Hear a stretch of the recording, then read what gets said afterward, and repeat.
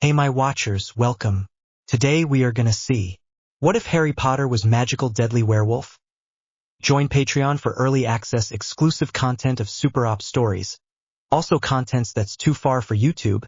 You will get 400 content there, please do check that too. Please subscribe this channel, because definitely I will try my best to provide a valuable content for you all. Also check the description to support the original author for this beautiful creation. When it started, Harry didn't like what was happening not one bit. He was in the trunk of his uncle's car and going God knows where. I know as well, but you have to keep reading to find out. He had just been in his room when Dudley came in with a collar and leash, told him to turn into his wolf form, so like the obedient slave he was, he said no. Bad idea. Very bad idea. Because the next thing he knew, he was on the ground with Dudley's foot on his back, collar around his neck. He was then told to turn into his wolf form again. He did, this time knowing what type of collar was around his neck. A shock collar. Dudley then dragged him out of the house and down the street to one of Dudley's friends. Time skip cause me is lazy. They were now at the park with 5 of Dudley's friends. Harry sat still and quiet, not wanting to draw attention to himself, but as luck would have it, he was soon the center of it. As Dudley talked to his gang, the rest kept looking down at Harry. This had never happened to him before. He had always been left home and told not to turn. When I say turn, I mean into his wolf form, if you didn't know that already. Or go anywhere but the house. The only time he was let out was to do chores like mow the lawn, wash Uncle Vernon's car, or tend to the garden, or any other chores his family come up with. Then Harry's attention went back to Dudley, who was now zapping Harry at a painful level. I said lay down, mutt. Dudley ordered. Harry laid down and waited for the next command or any other thing Harry should be aware of. Harry listened as Dudley was asked questions about his dog and answered them as if Harry was a real dog. It got Harry a little mad, but he still didn't do anything. What did you bring home here for? One of Dudley's gang members asked. This was a question Harry was wondering himself. So he listened a little closer. Well, he hasn't been listening very well lately, so I thought we could teach him a lesson, said Dudley, causing Harry to back up a little. Harry could tell that not all of the gang members had beaten up an animal, but for the ones who had, they dragged him over to their favorite spot to beat up kids. He was tied up and was now helpless. Warning for violence, skip to when it says violence over. Harry was then hit with everything from a stick to legs. He could tell that a few things were broken and he knew it would take a very long time to heal. Harry let a yelp of surprise when Dudley came over with a knife and carved the letter D, Dudley, into his front left paw. Violence over. Soon it all came to a stop, and they all left except Dudley. Harry was mad. Not about the beating, but that Dudley had carved something into his paw. When Dudley came over to untie him, Harry waited until he was free to bite Dudley in the hand. It didn't go so well. Harry thought he would be able to run and get away, but he forgot how badly he was injured. He bit him and tried to run, but only ended up limping maybe a few yards. Dudley went up to him, grabbed him by the leash, and dragged him home. Harry knew this wasn't good. He had bit Dudley, and now Uncle Vernon was going to make him pay. Harry limped up to his room as fast as he could and turned back. Harry was shaking. He had never actually hurt Dudley before. Sure, Dudley might run and tell his parents that Harry had hurt him, but he never had any proof, so the beatings weren't as bad. But now there was proof, and Harry could tell his uncle was not happy. Harry heard his uncle coming and was terrified of what might happen to him. When Vernon got there, Harry was under the bed hiding. Bad idea. He was then dragged out by his hair, lifted from the ground, and was then dragged again, this time by his leash and collar, outside and into the trunk of his uncle's car. I do not own anything but the story. Hey, thanks for reading. If you are still here, please review. This is my first ever story, so please go easy, but tell me what you think and any way I can make it better. Thanks again. Bye, love y'all. Okay, well, what do I do now? Everything was dark around Harry. He was used to this, of course, being under the stairs and all, but that didn't make it any less scary. It was bumpy and Harry was in a lot of pain from the beating and he felt like he might pass out. But he had to stay awake. If he didn't, he might not know where he is when they get there. Time skip brought to you by all Dobby's mismatched socks. It had been at least 2 hours and Harry was sweating and was for sure about to pass out. He didn't even know how he was still awake. But with a few final bumps, the car finally stopped. Harry was both glad and scared. He was finally going to get some fresh air, but on the other hand, he now was about to face the wrath of a very mad Uncle Vernon. Vernon opened the trunk and dragged Harry out of the back and onto the concrete below. "Get up, you little mutt," said Vernon. When Harry didn't get up quick enough, Vernon kicked him, only making him get up slower. "Do not follow me and do not come back. Got it, mutt?"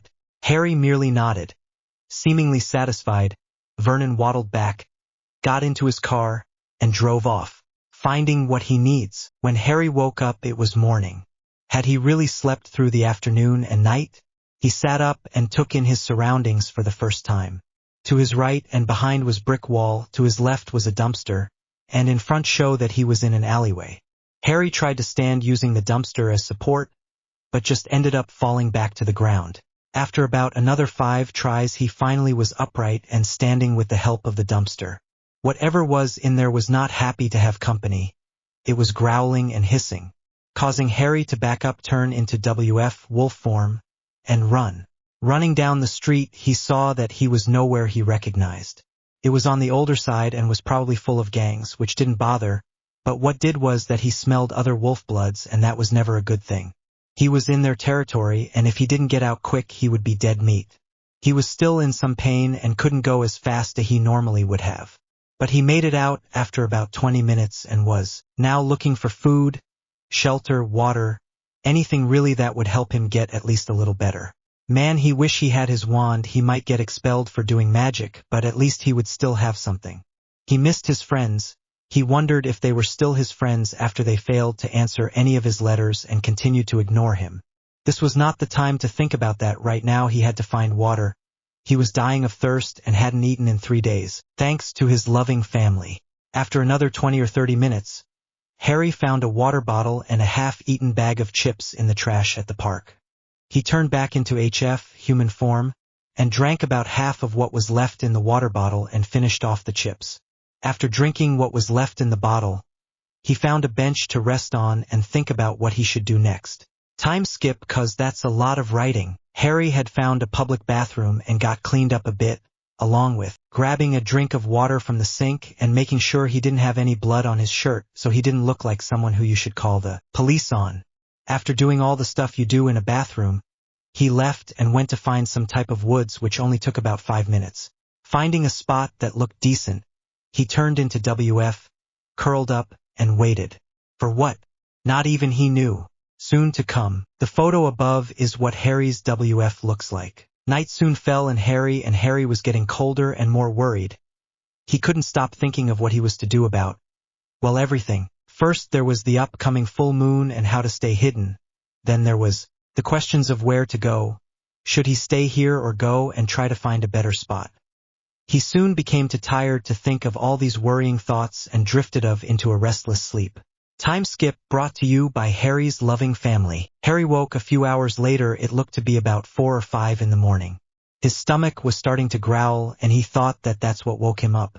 He turned back into his human form and decided to go back out of the woods. He had a few choices on what to do. He could go through the trash to find more food and water or go and try to steal it. He didn't like it, but he could only go so long without food and water. So he decided to go look for a dumpster. You could always find good stuff there. Walking out of the woods, he saw that the streets were empty. Well, of course they would be empty. It's like 4 in the morning. Harry thought as he walked into an alleyway to look for a dumpster.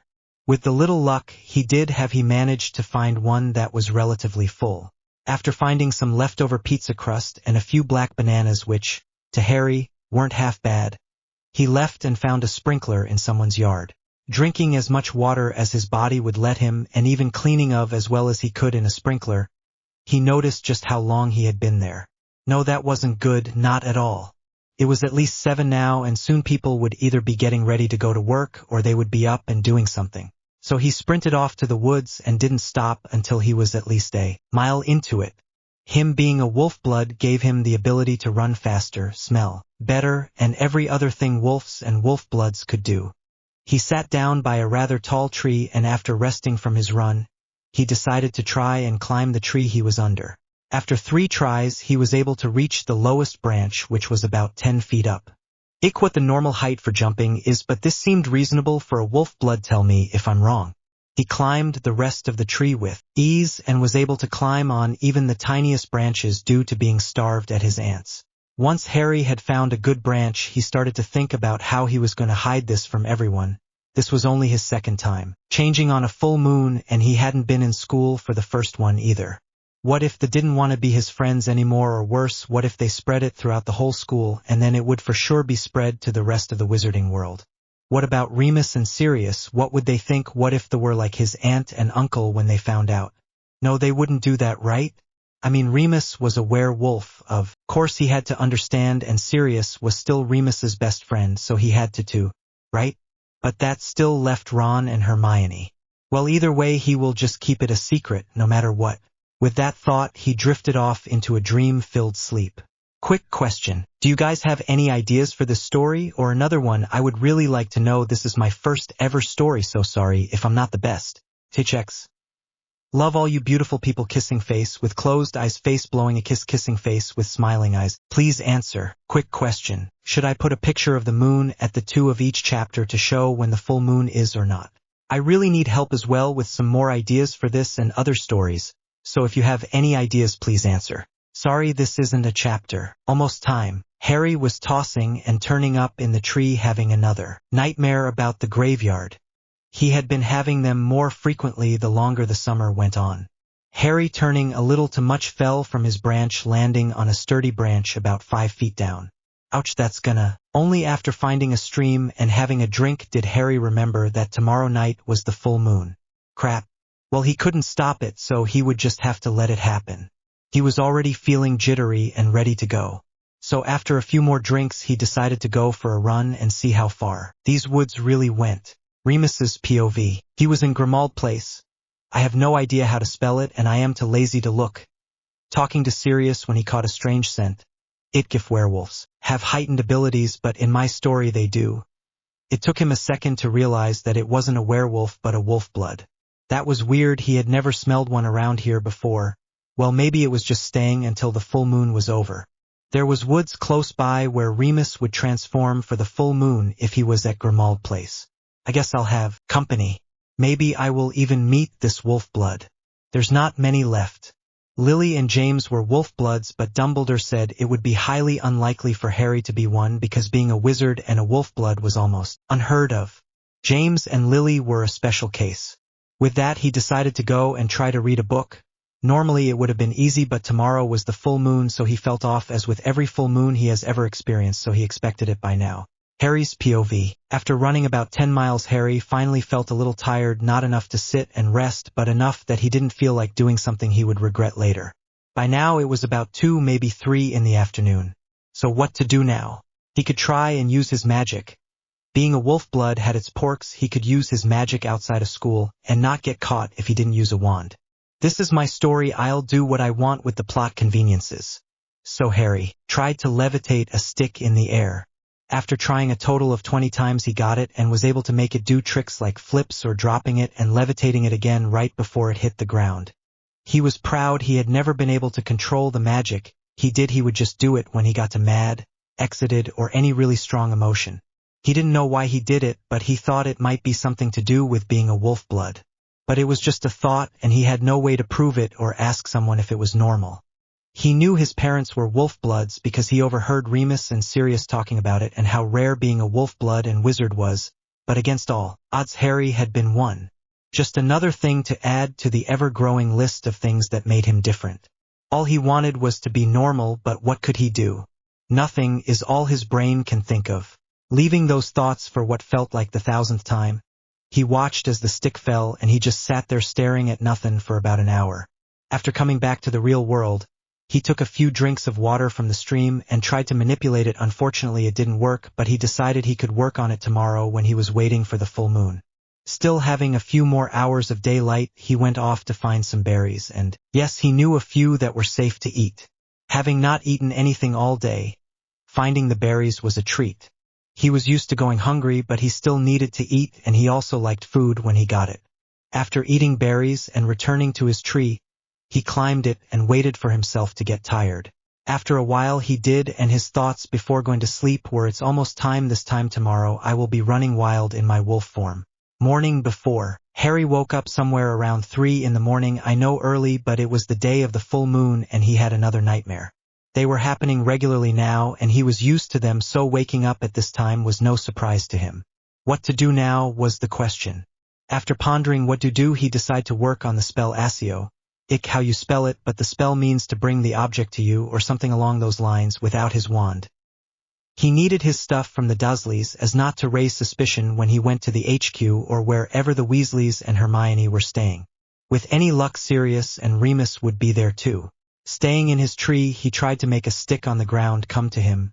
Failing, he tried again, only making it a centimeter of the ground. He tried a few more times, still not getting it. Harry knew he was just getting impatient, because of the full moon along with him just being home, but it was hard not to when all he wanted was to learn the spell so he could get his stuff from the Dursleys. Trying 5 more times was what it took to get it to him. Finally he did it. Now all he had to do was get better at the distance part. Time skip. It was now around 7 in the morning and Harry had perfected the summoning spell. He could now summon things from miles away. He could do it before, but now he could without a wand. Trying one more time just to make sure, he got out of his tree, got a drink of water, and got ready to do the spell.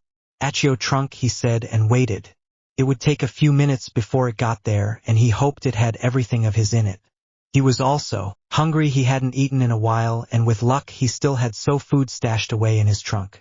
Short time skip. His trunk came flying in, knocking him down in the process. He was too excited to care though, and just pushed it off him and looked inside. Almost nothing had changed. Sure, it was a little scrambled around with the trip to him, but other than that, perfect. Looking inside, he saw his wand, clothes, parchment, quill, things to clean himself with such as shampoos, conditioner, and other needed cleaning products. And he was right, some food he had stashed in his trunk from the leftovers on the train ride back. Digging into a pumpkin pasty and chocolate frog, soon being full by the short meal. Going over to the stream, Harry grabbed his shampoo, conditioner, and body wash. He stripped now only in his underwear. After washing and cleaning himself, he felt a lot better and looked at the clock sitting in his trunk and saw that it was 10 in the morning. He was getting more antsy by the minute, so he decided to run and climb in some trees. Harry was having so much fun that he almost missed a certain smell that he recognized. Thank you all for reading, and I know there's no consistency with my uploads, but I'm trying and I hope you like it. Love you all, bye. Full Moon PT1. Remus's POV. I was walking to the woods where I would be transforming tonight. I know it was early, but if I get there early, there's no chance anyone will see me. It was 1 in the afternoon, so it was my normal time of reaching the forest entrance. That's when I smelled that wolf blood again. It was still here, to be honest. Remus was excited. He hadn't seen a wolf blood in years, and hoped Harry's POV. Now Harry was freaking out. What should he do? He couldn't identify exactly who it was, but he knew it was a werewolf. That was not good. He sloppily put everything in his trunk and climbed to the highest point in his tree. Putting his trunk on a nearby branch, Harry tried to climb higher. These branches were thin, and he had to be careful, otherwise he would be flat on his back on the ground. He was now as high as he thought he could go without too much risk. The other wolf was getting closer, and Harry knew the wolf was looking for him. He was too close for him not to be. The wolf was now in view, and if Harry wasn't freaking out before, he was now. It was Remus. Why him? Why not some random wolf who was just territorial? Now the stakes were higher than ever. If he was caught or seen by Remus, he would have to tell him either the truth or some crazy lie, and he knew Remus was already suspicious of what happened to Harry at the Dursleys. So he jumped from one tree to the next, only slipping enough to catch the attention of the older wolf, but nonetheless he kept going as the wolf started to shout at him to stop and that he just wanted to talk. But Harry didn't stop, only leapt to the next closest tree. Deciding he would go back for his trunk later, he kept running. Remus was now running after Harry. Harry decided to stop jumping to other trees and now climb as high as the tree would allow him. He knew that was a problem for Remus because Harry weighed significantly less than Remus. Now he was about 3/4 the way up the tree, and still climbing, knowing if he went up any farther he would almost for sure fall. Now what he did all depended on what Remus did. Remus's POV. The young wolf cub stopped jumping from tree to tree and started climbing the tree he was in. Remus finally got a good look at him, well, as good as he could get while the wolf was climbing. He had raven black hair, a thin lanky frame, and overall looked like Harry. But it could be Harry, could it? No, Harry would have to him, and he was at the Dursleys. Finally the wolf stopped climbing and perched looking down at Remus. Remus didn't know what to do. It was mere hours before the full moon and the wolf was not coming down, and he knew the wolf couldn't transform while in the tree. So he tried to gain the trust of the young cub. "Hello, what's your name?" "Call me Shadow." "Well, Shadow, it's nice to meet you. My name's Remus. How about you come down here so I can introduce myself properly?" "No thanks, I'm fine up here." "Well, you can't transform up there, it's too dangerous." "I'll be fine, thanks." "Well then, tell me a little bit about yourself." "Fine, I'm 14, almost 15. I can do magic and I'm up in a tree." "What about yourself?" I'm 37. "I can do magic too, and I am trying to get you to come down here." "Well, that's nice, but I can't let you see me." "Why not? That's a secret." "Well, do you want to give me a hint?" "Fine, you have talked to me before." "So I know you?" "Yes." "Okay, how about this? I walk away so you can get down and I'll meet you later during the full moon." "Sure." "Okay, see you later." By Remus. By mysterious Shadow. So Remus walked away, now wondering even more who this mystery wolf was. It was now only 2 hours before the moon rose and Remus started to get ready. It didn't hurt anymore, and being in the woods, he wouldn't scratch himself. Now he just waited, listening to the birds and other inhabitants of the woods, thinking about who the cub was. Harry's POV. Getting down from the tree, he saw that his veins were black and his eyes were probably yellow. It was about 2 hours from the full moon. Not knowing what to do, he went to his tree with the trunk in it. He was bored. Nothing to do, but he couldn't go far because of Remus. Staying put, he decided to climb to his trunk and write a letter to Sirius. "Dear Sirius, how are you? I miss you. Why hasn't anyone sent me a letter? Well, this will be short. Please reply soon. And when are you going to pick me up? When will I see you again? Well, I hope to see you soon. Bye." Harry. Whistling, he called Hedwig, who somehow knew where Harry was at all times. Tying the letter around her leg, he gave her a good pet and sent her on her way. Jumping from the tree, he went and got a drink of water. Boredom. There was nothing to do, so he just sat there spinning his wand in his hand. He had gotten pretty good at that in his classes when he got bored. Now he just sat waiting for the moon to rise so he wouldn't be bored anymore. Time skip brought to you by me not having any ideas on what Harry should do to pass the time. It had been a little bit more than an hour, so the moon was getting closer to it rising. Harry's veins were black and eyes yellow. He was ready to run and play and do so many other things. Then the moon came. Harry waited, and a few seconds later, he could feel the dirt under his paws. He could tell Remus was not far, so he decided to go and play even though it was his second time turning on a full moon. He knew how lonely it got not having anyone to play or run around with. Harry knew what Remus looked like in wolf form, and it wasn't much different. It was pretty much just a bigger version of him with different colors and no yellow eyes. Finding Remus, Harry went into a play bow to see if Remus wanted to play. He did. Once Harry saw him return the bow, he took off running. Picture of Remus in wolf form, but he is bigger. Remus's POV. He saw Shadow Harry take off running and gave the cub a head start, then took off after him. He hadn't been able to play with another wolf in so long. It was great to just mess around for a while. The cub was fast, surprisingly fast, but Remus had the advantage of being bigger, dodging trees, bushes, and anything else in their path. They kept running, Remus slowly gaining on the young wolf. Reaching out and tackling the other wolf, they fell and rolled, landing in one big heap. If wolves could laugh, then they would be dying of laughter. They both got up, panting. Harry's POV. Harry was having so much fun. This would top and full moon for at least as long as he had to keep his secret. Once they were up, Harry tackled Remus, biting him and lightly tugging on his ear. Remus got back up and wrestled Harry to the ground. After a few more hours of this playing, wrestling, and running, they were hungry and thirsty. Over the hours, they had figured out how to mind talk with each other. Remus is the one that looks like this. Harry's looks like this. Remus, I'm hungry. Harry. Same. Where can we get food? Remus. We would have to go out of the wood and find a dumpster or something. Harry. Okay, let's go. I'll race you. You're on. They raced, Harry having a head start and Remus on his tail. Not literally. Making their way through the woods, they made it, only stopping once for a well-needed drink. Well, where to now? Follow me. Okay, but hurry, I don't want to be caught. It's my first time being out in the open for a full moon. Making their way into an alleyway, they found a dumpster that smelled like it had a lot of good snacks in it. They had hit the mother lode. There was so many things that Harry hadn't had in forever. It looked to be the dumpster of a movie theater because there was popcorn, candy, everything.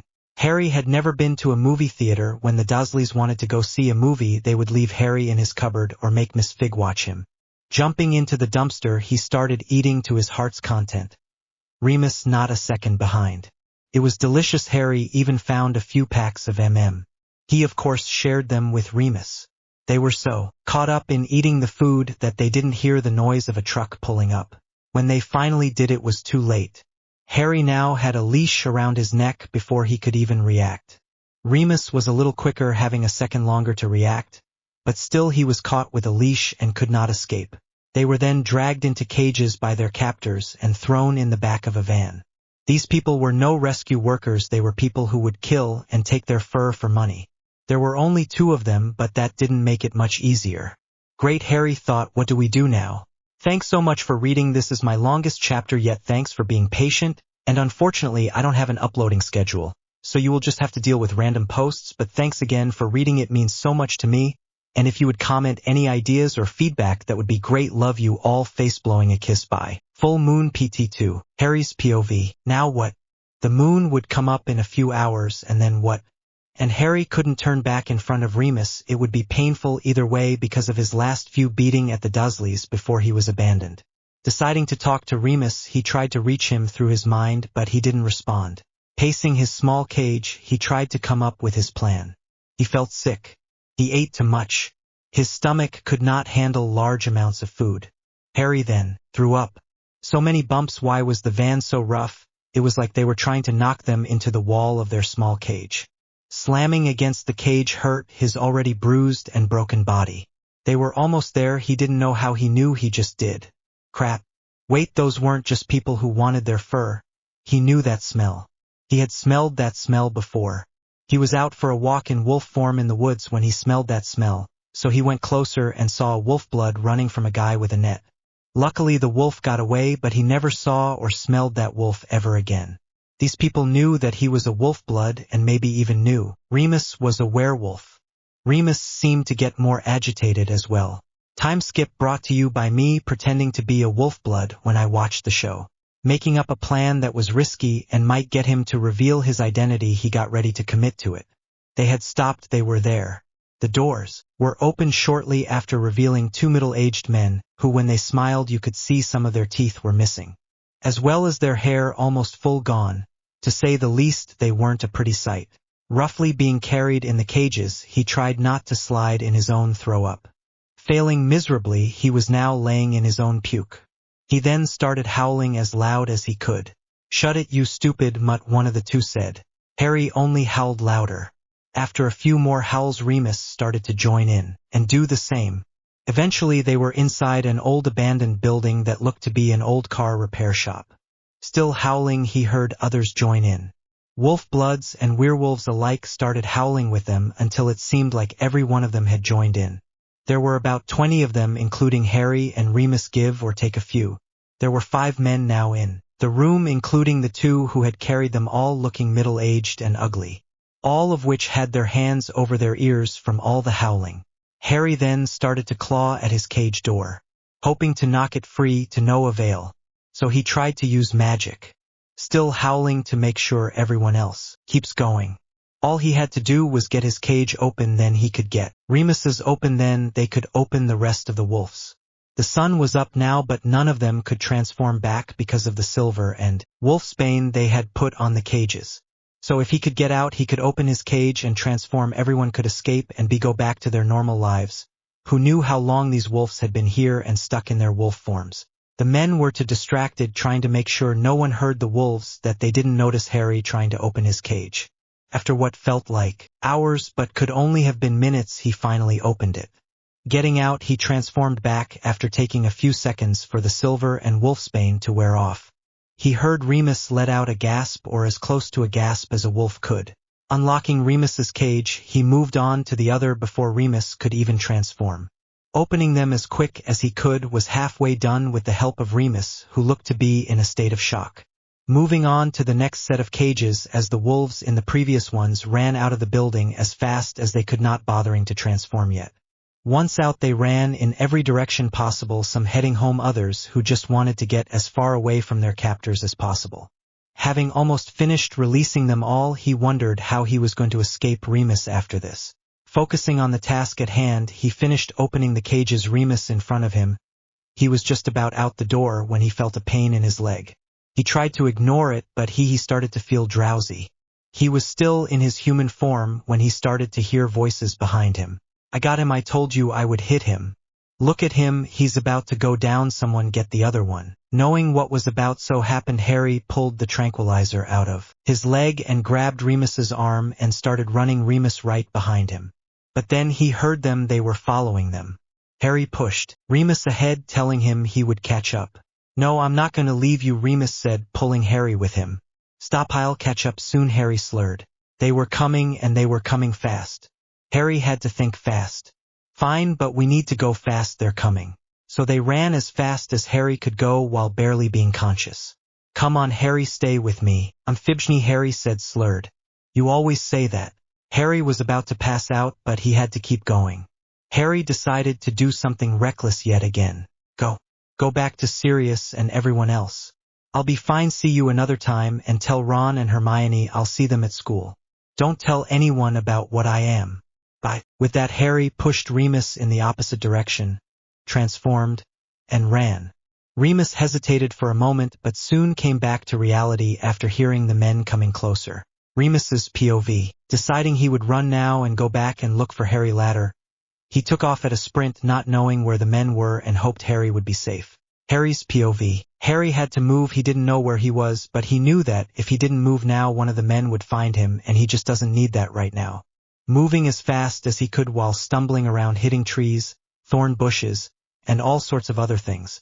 He transformed back and made it to a bush that seemed to be a good hiding place, so with the last bit of energy finally wearing off he collapsed, passing out before he even hit the ground. Remus's POV. Remus was still in shock that Harry was 1, a wolf blood, and 2, that he was out in the woods so far from the Dursleys. He was almost to Grimmauld Place. Ick, how you spell it, so sorry. Luckily the men had lost track of him, and hopefully Harry too. What was he going to tell Sirius and Harry's friends? Deciding he would tell Sirius and no one else that Harry was a wolf blood, he walked into the house and was greeted by a big but gentle hug from Sirius. Oh God, how was he going to tell him that his godson is a wolf blood and that he could very well be in danger? Hey, thanks for reading. I love writing these, and I appreciate all the support I can get, so if you want, please comment or anything. Thanks again, love you all, bye. Restless sleep. Remus's POV. He leads Sirius into a separate room away from anyone who might be up. Even though it was 3 in the morning. Okay, Remus told himself, all you have to do is tell your best friend that his godson is out in the woods and could be in danger. Easy, right? Moony, what's wrong? Is it because of the full moon? What happened? Sirius said, sounding a little worried. Okay, don't freak out, because both of us can't be freaking out at the same time. Okay, just tell me, I'll be fine.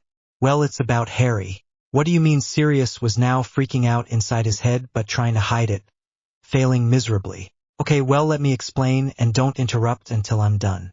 Sirius only nodded in response. Time skip until after Remus explained everything about Harry. Sirius only sat there for a moment in shock before screaming what and jumping out of his spot on the couch. Stop screaming, you'll wake the whole house. Remus said hurriedly, trying to quiet and calm down his friend. But it was too late. Molly Weasley came down the stairs and into the room to see what the noise was about. Great. I told you not to freak out, and what do you do exactly that? Remus said, slightly annoyed at his friend. What in the name of Merlin is going on down here? Oh, Remus, you're back. How are you? What happened? Molly said, sounding angry at first, but it soon turned into worry.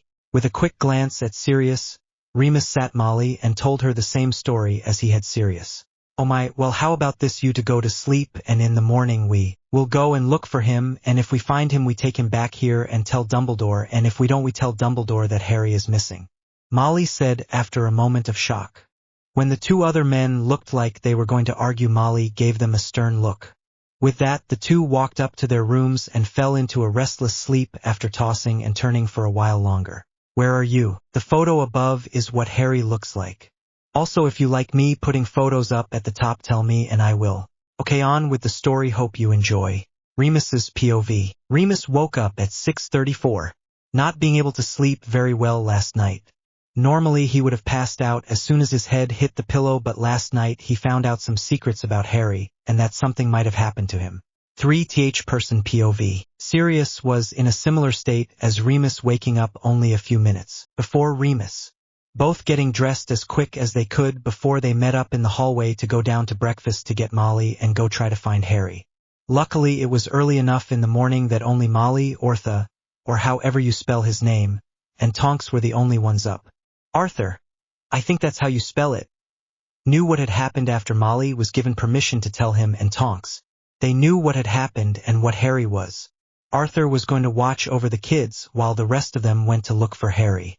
Okay, let's go now, Sirius said, worried about his godson. Not just yet, you have to eat your breakfast. I made you oatmeal.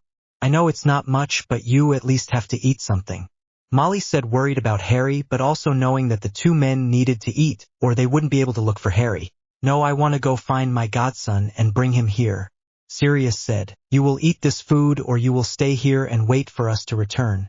Same for you, Remus, Molly said, with her famous mom look plastered on her face. Fine, the two said at the same time. Good, Molly said, setting down their bowls of oatmeal. Time skipped to after they finished eating. Once they were done, they made a plan to stay in groups of two. Sirius and Remus and Molly and Tonks. If anyone found Harry, they were to send a Patronus to the others. Ape rating, I have no idea how you spell it. There they split up into the two groups, each going in a different direction. Remus and Sirius went in the direction that Remus had seen Harry go last, hoping for at least a clue to where he was. Going farther into the woods, they saw a path where it looked like something came crashing into everything. They moved faster, hoping to find anything that would help. The farther they went, the less hope they got. They couldn't find him. What if the men had found him and he couldn't escape? Even with Remus's advanced senses, he could smell anything. Sirius was in dog form because he was still a criminal, but he couldn't sense anything either. With Molly and Tonks, I think we should turn back. We've been going this way for an hour and found nothing. Maybe Sirius and Remus have had more luck, Tonks said, feeling like they were getting nowhere on the hunt for Harry. Okay, let's send a Patronus to them so that they know, Molly replied, feeling the same as Tonks. Back with Remus and Sirius. Harry, where, if you can hear us, say something, Remus and Sirius said. It had been 2 hours by now and not much else had happened. Just then a Patronus came in. It was Molly's. We're coming to find you. We couldn't find anything and hoping you had more luck. Don't worry, we'll come find you. Just keep looking for Harry, the Patronus said. They continued searching for about another hour before Molly and Tonks found them. Any luck? Molly and Tonks asked at the same time. Well, it looks like something was crashing into everything on its way through here, and judging by the state Harry was in before he left, we're guessing it was him, Remus explained. All Sirius could think during this time was, Harry, where are you? Not a chapter. Hey, so quick question, should there be Hinny, Harry and Ginny, Wolfstar, Remus and Sirius, or any other ships in this story? I would love to hear what you think. So please comment and let me know. As always, I love you all. Have an amazing night, day, morning, whatever. By Victory Hand. Who shall outrun who? 3rd person POV. They continued to search for an hour before discussing going back. Should we head back now? We haven't made any progress, and who knows, this might not even be the place where Harry went. It could just be another wolf or other animal. Tonks said, not wanting to, but thought it would be easier to expect reality. No, I just have a feeling that this is where he went, Sirius said, determined to find his godson. Just then Remus started to smell something he had smelled recently. Guys, hold up, I smell something, Remus said. What is it? The three said at the same time. It's Harry, Remus replied. Right before this happened with Harry, he was waking up. Man, was he sore. What happened? Harry couldn't remember. He heard voices close by. There were 4 of them. Slowly his memory came back to him and he remembered everything that happened yesterday. At least he thought it was yesterday. Who knew how long he was out for? Harry smelled the air. It wasn't the men who were chasing him yesterday, but Remus, Sirius, Tonks, and Molly. Oh no, this wasn't good. They couldn't see him. Remus must have told them. How many people has he told? What if they were angry? What if they were coming here to beat Harry for not telling them? God, there were too many what ifs.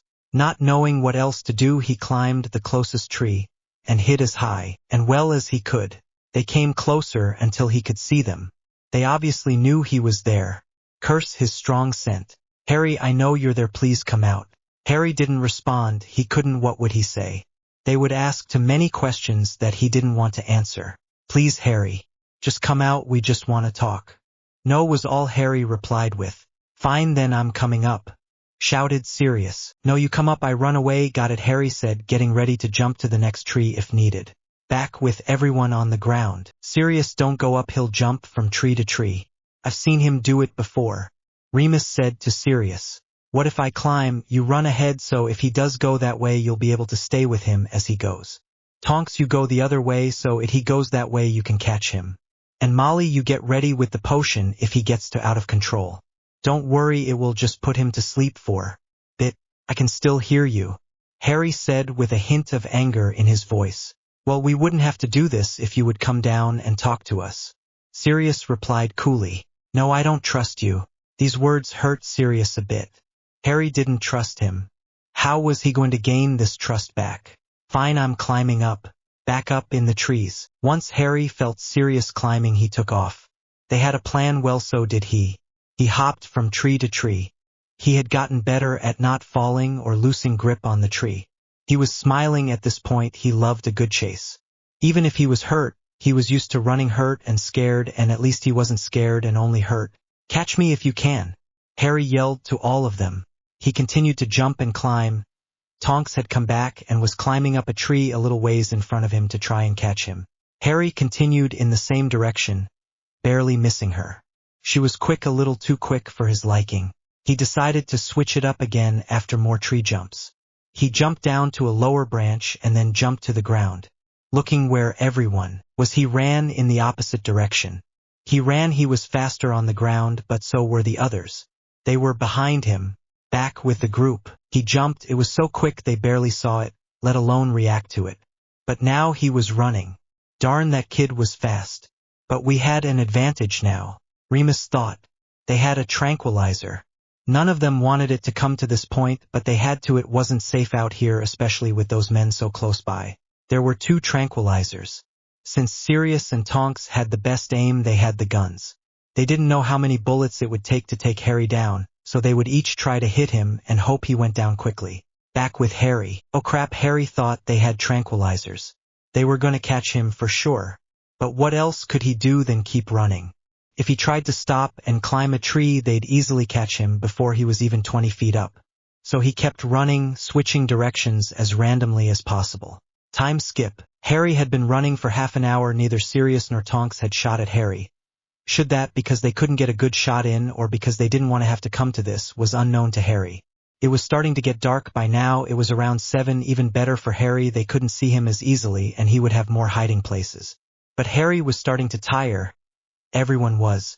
But this was a good and bad thing for both sides. Back with the group. Everyone was tired, but they had to keep up with Harry. Sirius and Tonks just needed a chance to shoot. Harry was tiring down too, so it would have been easy to hit him if they weren't so tired as well. They had tried to talk, but he was too stubborn.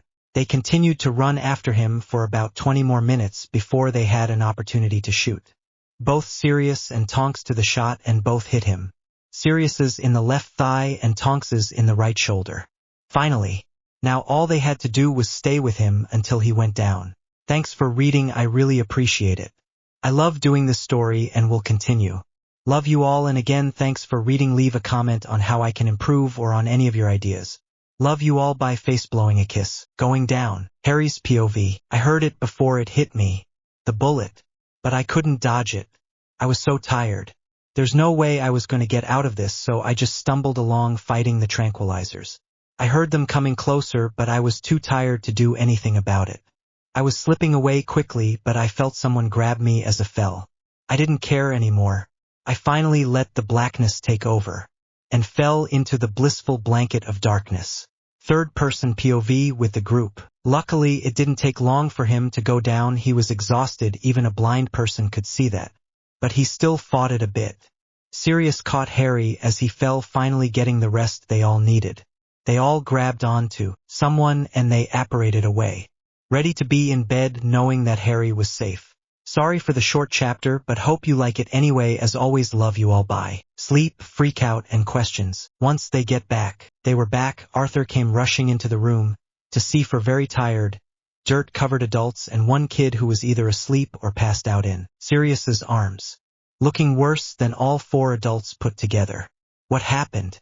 Worry evident in his voice. We had to chase him down after we found him. We ended up having to tranquilize him, Remus said while guiding Sirius to lay Harry on a couch in one of the many living rooms. How are the kids? Molly asked Arthur, having not seen them all day. They're fine. Just wondering where all of you went. Arthur reassured his wife. Guys, I think we should call Madame Pomfrey. Or however you spell her name. If you don't know who I'm talking about, it's the nurse at Hogwarts. Why, is something wrong? Molly asked worriedly. Well, when I was carrying him, he seemed too light, like he had been starved, Sirius said, and who knows how long he was out there. Something could have injured him. How about this? You go and get some rest, and in the morning we call her and see what she says, Arthur said. All of them wanted to argue but knew that they were too tired to do anything about it. So they just nodded and dragged their feet up the stairs and into their respective bedrooms, falling asleep as soon as their heads hit their pillows. Time skipped to the morning. It was 8 in the morning when they heard a scream from downstairs. Everyone ran downstairs, even the kids, who were usually heavy sleepers. They all rushed down, somehow not tripping and falling over each other. They reached the place where the source of the noise was coming from and saw Harry thrashing around on the couch, seeming to be having a nightmare. Coming out of his shock, first Remus ran over Sirius right behind him and started to shake Harry awake. He continued to thrash around, not waking up as Remus and Sirius desperately tried to wake him. Harry's veins started to turn black. This wasn't good. They couldn't have Harry wolfing out right now. While Sirius continued to try and wake his godson, Remus went to Molly and told her to take the kids and make breakfast. Molly only nodded in response, ushering her children out of the room along with Hermione. Once they were out, Remus went back to the still thrashing Harry, and using his werewolf side, he whispered in Harry's ear. Wake up, came a low voice that he only used in emergencies. It worked almost immediately. Harry shot up, veins black and eyes yellow. He was freaking out, anyone could tell. Now how to calm him down was the question. Harry's POV. I woke up to a wolf whisper in my ear. I had just had another nightmare about the graveyard and I was disoriented. I was freaking out. What do I do? Where am I? I felt a hand on my shoulder and tried to bite it. My eyes were open, but I was too disoriented to know where I was or who I was there with. Harry, I need you to calm down, came a familiar voice. I was being pushed back down onto a couch. Harry, it's Remus. I need you to calm down so you don't wolf out, Remus said calmly but firmly. After a few minutes, I started to become more aware of my surroundings. Remus and Sirius were the only ones in the room. I was in a living room of a place that wasn't familiar at all, so I had never been here. Good to know. After a total of 20 minutes, I was finally back to normal. We talked a bit, so I wasn't so stressed out, but I knew they would start to question me about, well, everything. Harry, will you answer some questions for us? Remus asked, trying to make me comfortable and not push me. Depends, I said, trying to show as little emotion as possible and succeeding. All right, why weren't you at the Dursleys? They didn't want me there and I didn't want to be there either, I replied, not making eye contact. How about this one? Why didn't you tell us you were a wolf blood? I don't know, I just didn't think it was important. Well, okay, that's enough questions for now. Now I'm gonna call Madame Pomfrey and get you checked out, Remus said calmly. What? No, I'm fine. I can't let them looking at me. They would see all the scars, bruises, and all of his other injuries. I don't care. You were out there on your own for only you know how long, Sirius replied. I flinched, not liking his tone of voice. I knew Sirius saw because I saw the look of confusion on his face. We sat in silence for the rest of the time, before Remus came back with Madame Pomfrey. Okay, Harry, lay down so I can do a diagnostic test, she said seriously. No, it's really not necessary. You probably have more important business to attend to, I said nervously. Harry, if you don't lay down, I will have to have Remus and Sirius hold you down. Fine, okay, this won't hurt, just a cold feeling. She reassured me. I did what she said reluctantly. This was it. They were going to find out another one of his secrets. Now hold still, if you move it will mess up the spell and we will have to do it again, and we don't want that, do we? Madame Pomfrey said kindly. I only nodded in response and readjusted myself so I was more comfortable. She then said a spell that I didn't quite catch. There was a cold feeling that swept through my body, like when it was winter and I didn't have a coat or anything to protect me from the elements before I went to Hogwarts. But as quickly as it came, the feeling left, leaving me with goosebumps all over my arms and legs. Madame Pomfrey gave a small gasp while looking at the parchment that had appeared in her hand. I knew some of what was on it, but I was still curious to know how many things were wrong with me. Third-person POV. Madame Pomfrey gasped when she saw the amount of injuries he has and had. The poor boy. She thought sadly. This is what the parchment said. Age 1. Slap on the face. Dropped. Malnourished. Age 2. Slapped. Pinched. Malnourished. Age 3. Slapped. Pinched. Kicked. Malnourished. Age 4. Slapped. Kicked. Broken wrist. Torn off ear. Malnourished. Age 5. Slapped. Punched. Kicked. Malnourished. Sprained ankle. Age 6. Slapped. Punched. Kicked. Malnourished. Burned. Age 7. Slapped. Punched. Kicked. Malnourished. Burned. Whipped by belt. Age 8. Slapped. Punched. Kicked. Malnourished. Burned. Whipped by belt. Cut by knife. Age 9. Slapped. Punched. Kicked. Malnourished. Burned. Whipped by belt. Cut by knife. Broken fingers. Broken ankle. Age 10. Slapped. Punched. Kicked. Malnourished. Burned. Whipped by belt. Cut by knife. Bit by dog. Broken arm. I won't be adding in any of his Hogwarts injuries because I can't remember them, only the ones from the Dursleys and things like that. Age 11. Slapped. Punched. Kicked. Malnourished. Burned. Whipped by belt. Cut by knife. Concussion. Age 12. Slapped. Punched. Kicked. Malnourished. Burned. Whipped by belt. Cut by knife. Broken leg. Broken shoulder. Cracked skull. Concussion. Age 13. Slapped. Punched. Kicked. Malnourished. Burned. Whipped by belt. Cut by knife. Cracked ribs. Bruised windpipe. Age 14. Slapped. Punched. Kicked. Malnourished. Burned. Whipped by belt. Cut by knife. Broken ribs. Cracked skull. Age 15. Slapped. Punched. Kicked. Malnourished. Burned. Whipped by belt. Cut by knife. Broken ribs. Concussion. Dislocated shoulder. Cracked skull. Broken leg. Bruised windpipe. Looking up from the paper, the three adults looked at the boy who had been through so much more than they ever knew and wondered how he was still okay. Harry knew that he was in trouble now. How was he going to get out of this one? Well, there was one thing he knew, and that was that there would be a lot more questions ahead. Hi, so I hoped you liked this chapter. I am trying to post as often as possible, but I am just doing this for fun and am doing this in my free time. But if you have any ideas, please comment and vote if you like it. Love you all. Face blowing a kiss. Bye. Lies. Trigger warning for abuse and such. Third person POV. With Harry. Harry didn't know what to do. They had just found out his biggest secret that he had been hiding for about 14 years. So all he did was lay there with his eyes closed, knowing that if he opened them, he would see worry and pity-filled faces. He wanted to get out. He couldn't stay here and watch as people pity and walk on eggshells around him. He didn't need their pity. He was fine. He had always been fine. The Dursleys weren't that bad. Sure, he had gotten beatings and starved, but he deserved it, right? It was his fault. He should have done better. He shouldn't be so much of a freak. He was brought out of his thoughts by a hand on his shoulder. He flinched away, surprised by the touch. Going into a panic attack was not what he felt like doing right now. So he just opened his eyes, knowing they were probably yellow. Harry, Remus started, where did all of these injuries come from? I don't know, I'm just clumsy. Harry stammered. Okay, and the malnourishment? Sirius questioned. I'm a picky eater. Harry said, managing to not stammer, but he could tell no one was buying it. Third person POV. No one was buying Harry's words. But how could they get Harry to talk if he didn't even answer these two questions? Well, Remus said, how about we go get some breakfast and then we'll talk. Everyone nodded, but they noticed Harry didn't look too happy about it. Harry didn't know what to do. He hadn't ate a full meal in about a month. How was he to cover up that? Well, he thought, I guess that means more lies. Hi guys, sorry if my posting is all over the place and stuff. And sorry this is so short, but I hope you enjoy it.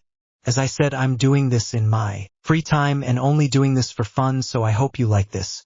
Please vote or comment what you think or any story ideas. I could really use them. WEREWOLF ya vai cara besando. Hidden from sight. Abuse mentioned and maybe eating disorder. Third-person POV. Harry was not looking forward to food. He knew that he had a small appetite because of the Dursleys and it kept getting smaller. As they walked into the dining room, Harry almost threw up right then and there with how much food was on the table. He sat down at the table by himself as far from everyone else as possible, not wanting to talk right. He tried not to be noticed, but that's hard when you just woke everyone up in the house because you were screaming about a nightmare. He kept his head down, not looking at anyone at the table, just trying to eat as much as he could so he didn't look suspicious. Everyone else at the table kept glancing down at Harry, trying to figure out what was going on with him. Sirius and Remus were giving each other a look, trying to figure out how they were going to get Harry to talk to them. No one wanted to talk and break the silence. So they continued to eat. The only sound was of silverware clattering on a plate. After everyone was done, Ron showed Harry to their room and went downstairs while Harry unpacked and showered. Harry couldn't take it anymore. He went into the bathroom and puked. He hadn't even eaten half of his food, and he felt that could hold him for a month. He continued to empty his stomach into the bowl until there was nothing left. He then got up and took a shower and washed out his mouth. He hated to puke, but that was the only way he could make it not so suspicious. He made a plan for himself that he would eat the food and then throw it back up later. I'm sorry if this is triggering for some people, but I will try to put a warning. On each chapter, he didn't need the food anyway. He didn't deserve it. He was just a worthless freak, right? After taking a shower, he looked at himself in the mirror, and what he saw wasn't pretty. You could see and count all of his ribs, especially the 3 broken ones. He had bruises on almost all of his torso, whip marks from his uncle's belt, and words carved into his skin as well. He didn't have many visible injuries on the parts of his body that you could see because his uncle didn't want anyone to get suspicious about all of Harry's injuries, which now Harry was very grateful for. Putting up a strong glamour to hide all you could see now was clear skin, and it even hid how skinny he was now. He only looked a little under the normal weight. Making sure he had his everything, he got dressed and walked out where Sirius and Remus were, now sitting waiting for him. Wow, Harry thought, I guess I got good timing on that glamour spell. Now at least one of my secrets were safe for now. Hey guys, sorry this one was so short, but I hope you like it, and if you do, would you please comment or vote, or if you have some ideas for the story, I would really appreciate it. As always, I love y'all. By face blowing a kiss. Not a chapter. Hey, so this is what Harry's wolf looks like. I know I've shown a picture, but here are some more. And this is what Remus's wolf looks like, and here are some of them together. I might use all of these pictures again. I just thought these pictures were cute and that you might want to see them. This one index pointing up is my favorite. It's so cute and adorable. I know that not all of the wolves in the pictures have the exact same color, but it's close enough, so yeah. Love y'all. By face blowing a kiss. By the way, which picture is your favorite? I might put it at the top of one of the chapters. Again, love y'all. By face blowing a kiss. Flashbacks and findings out. Third-person POV. This chapter will be mostly of them talking. Warning, abuse, warning, warning. Harry, we need to talk to you. Sirius said about what Harry asked. You know what Remus answered? I don't feel like talking about that. Okay, how about we talk about you being a wolf blood? Sirius said, trying to get Harry to talk to them at all. Fine. Harry replied. Harry was okay with this subject. He couldn't hide it, and at least Remus was a werewolf, so he'd be fine. Okay, let's start off simple. When was your first transformation? This was my second full moon. Can you turn at will? Yeah. How'd you learn so early? Well, I guess I just taught myself. I would practice whenever I had time, so after a few weeks I could do it almost instantly. Why didn't you tell us? I was scared, I guess. Harry stuttered. Scared? About what? I don't know, maybe that you might reject me if I told you. Harry, we would never do anything like that. We love you. Harry just nodded, not trusting his voice. Remus and Sirius went up to Harry to hug him. But Harry wasn't expecting it and flinched away violently. He cowered in the corner with his hands on his head. Remus and Sirius watched as Harry scurried away and slowly walked up to him. Got on their knees to be less frightening to Harry. But that didn't help. Harry was already having a panic attack and flashbacks. Harry's POV. In Harry flashback. Get back here, you little freak. Vernon screamed as Harry ran to his cupboard under the stairs. Harry was quick, but he was already hurt and limping. He was about 8 and could easily be mistaken for a 6-year-old. Vernon had caught up and was now taking Harry up to the fun room. Inside looked perfectly nominal to the average person, but for Harry he knew that this was no such thing. He could smell his blood as well as all the cleaning products that had been used in this room. Being thrown to the ground, he heard the unmistakable sound of his uncle taking off his belt. Soon the only sound you could hear was of the sound of a belt on skin and little whimpers of pain and fear. The scene changed. Harry was now about 10 and was screaming in pain as he was pushed down the stairs. Hearing multiple cracks and crunches on the way down. He tried to crawl away from his drunk uncle, but it only caused him to whimper more. He had only made it about 3 inches before his uncle was down the stairs and started to kick him. The scene changed once more. Harry knew what memory this was. It was right after his first transformation.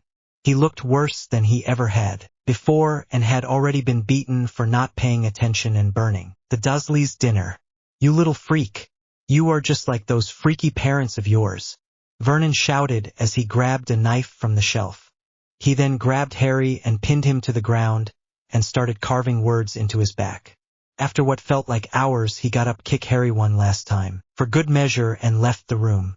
Harry was covered in blood from the words carved into him, which said freak, worthless, fat, unloved, and more. Harry soon passed out from the pain. Remus's POV. I didn't know what to do. Harry had just flinched away and was now huddled in a corner, looking as if we were going to hit him. Sirius looked just as shocked as I did. But nonetheless, we both stayed calm and walked over and crouched in front of Harry. And that's when he started to mutter. It took me a moment to catch what he was saying, but once I did, it tore my heart to listen. He kept repeating, stop, no, I'm sorry, Uncle Vernon. Please, it hurts. Looking over at Sirius, it seemed he had heard it too. Third-person POV. Harry continued to have a panic attack and flashbacks. Remus and Sirius started to gently comfort him and whisper comforting words in his ear.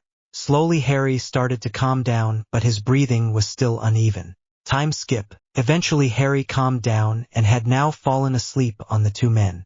Sirius picked Harry up, noticing how light he was, put him on the bed and told Remus to go get Madame Pomfrey, how to spell the name still, while he checked for injuries on Harry. When he lifted Harry's shirt, he saw nothing. No signs anything had happened to him, but then as Harry breathed, he saw a slight sparkle, and immediately knew what it was. A glamour.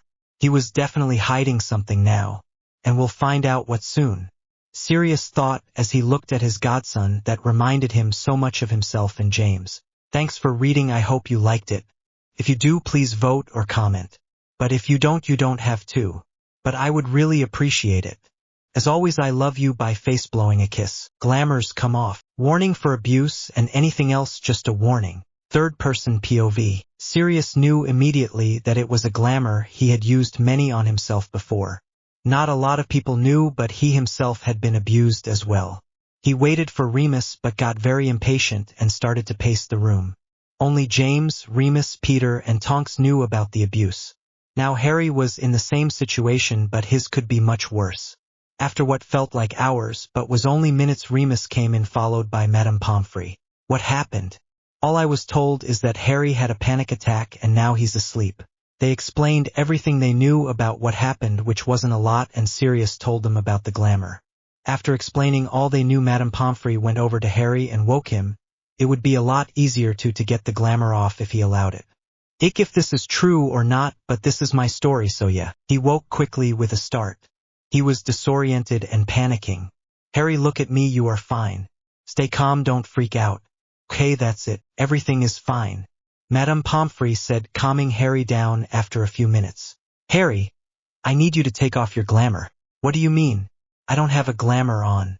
Harry said, trying his best to sound believable. Harry, if you don't take off your glamour, I'll have to do it for you. Madame Pomfrey said sternly. No. You can't look. Harry said, starting to panic all over again. Why not, Harry? Madame Pomfrey said calmly. Nothing. Harry said, putting on a blank expression. I'm only going to tell you once more. Either you take it off or I will. Madame Pomfrey said sternly. No, Harry said, attempting to leave the room. Remus grabbed him before he reached the door thanks to his werewolf abilities. Harry growled at Remus, but Remus only gave Harry a quick flash of his werewolf eyes and Harry stopped. In this story, werewolves and wolf-bloods must respect their elders. Whether it's a wolf-blood or werewolf, the older ones have some control over the younger ones. Remus walked Harry back over to the bed and sat with him, making sure he doesn't try to leave again.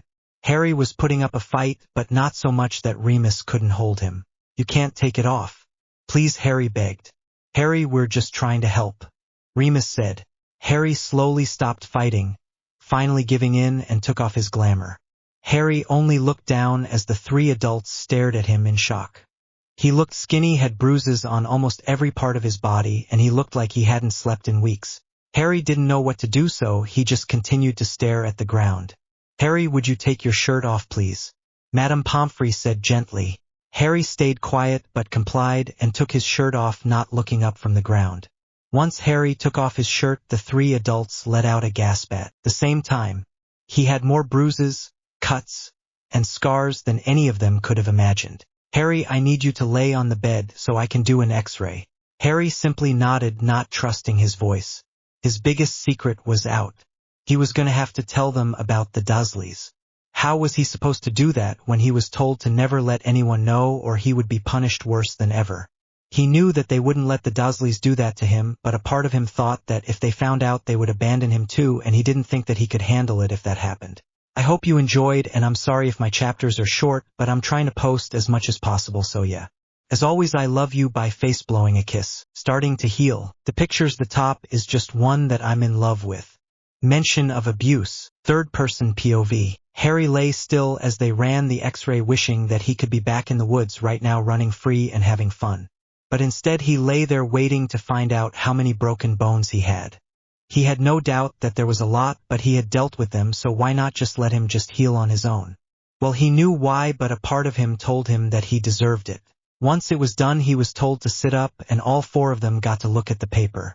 X-ray. 3 broken ribs, sprained ankle left, fractured wrist right, broken nose, fractured jaw, fractured skull, broken collarbone. All 3 adults stared at the paper in shock as Harry just sat there staring off into space, wondering which beating caused those injuries.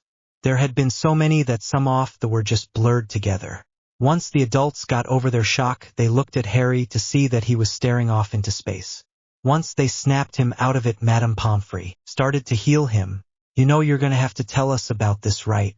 Sirius said calmly. I know, was all the reply he got. Once Madame Pomfrey finished healing him, he was allowed to get up. He looked down at himself and saw that most of the bruises were slowly fading, as well as the other wounds. He still had all the scars and was still way too skinny, but at least he didn't have to worry about people asking him why he had so many bruises and injuries. Well, it's time for lunch, so let's head down and eat, Remus said, trying to sound upbeat. Harry simply nodded, not looking forward to eating. He still felt full from breakfast. I will be back in a few hours with the nutrition potions Harry needs.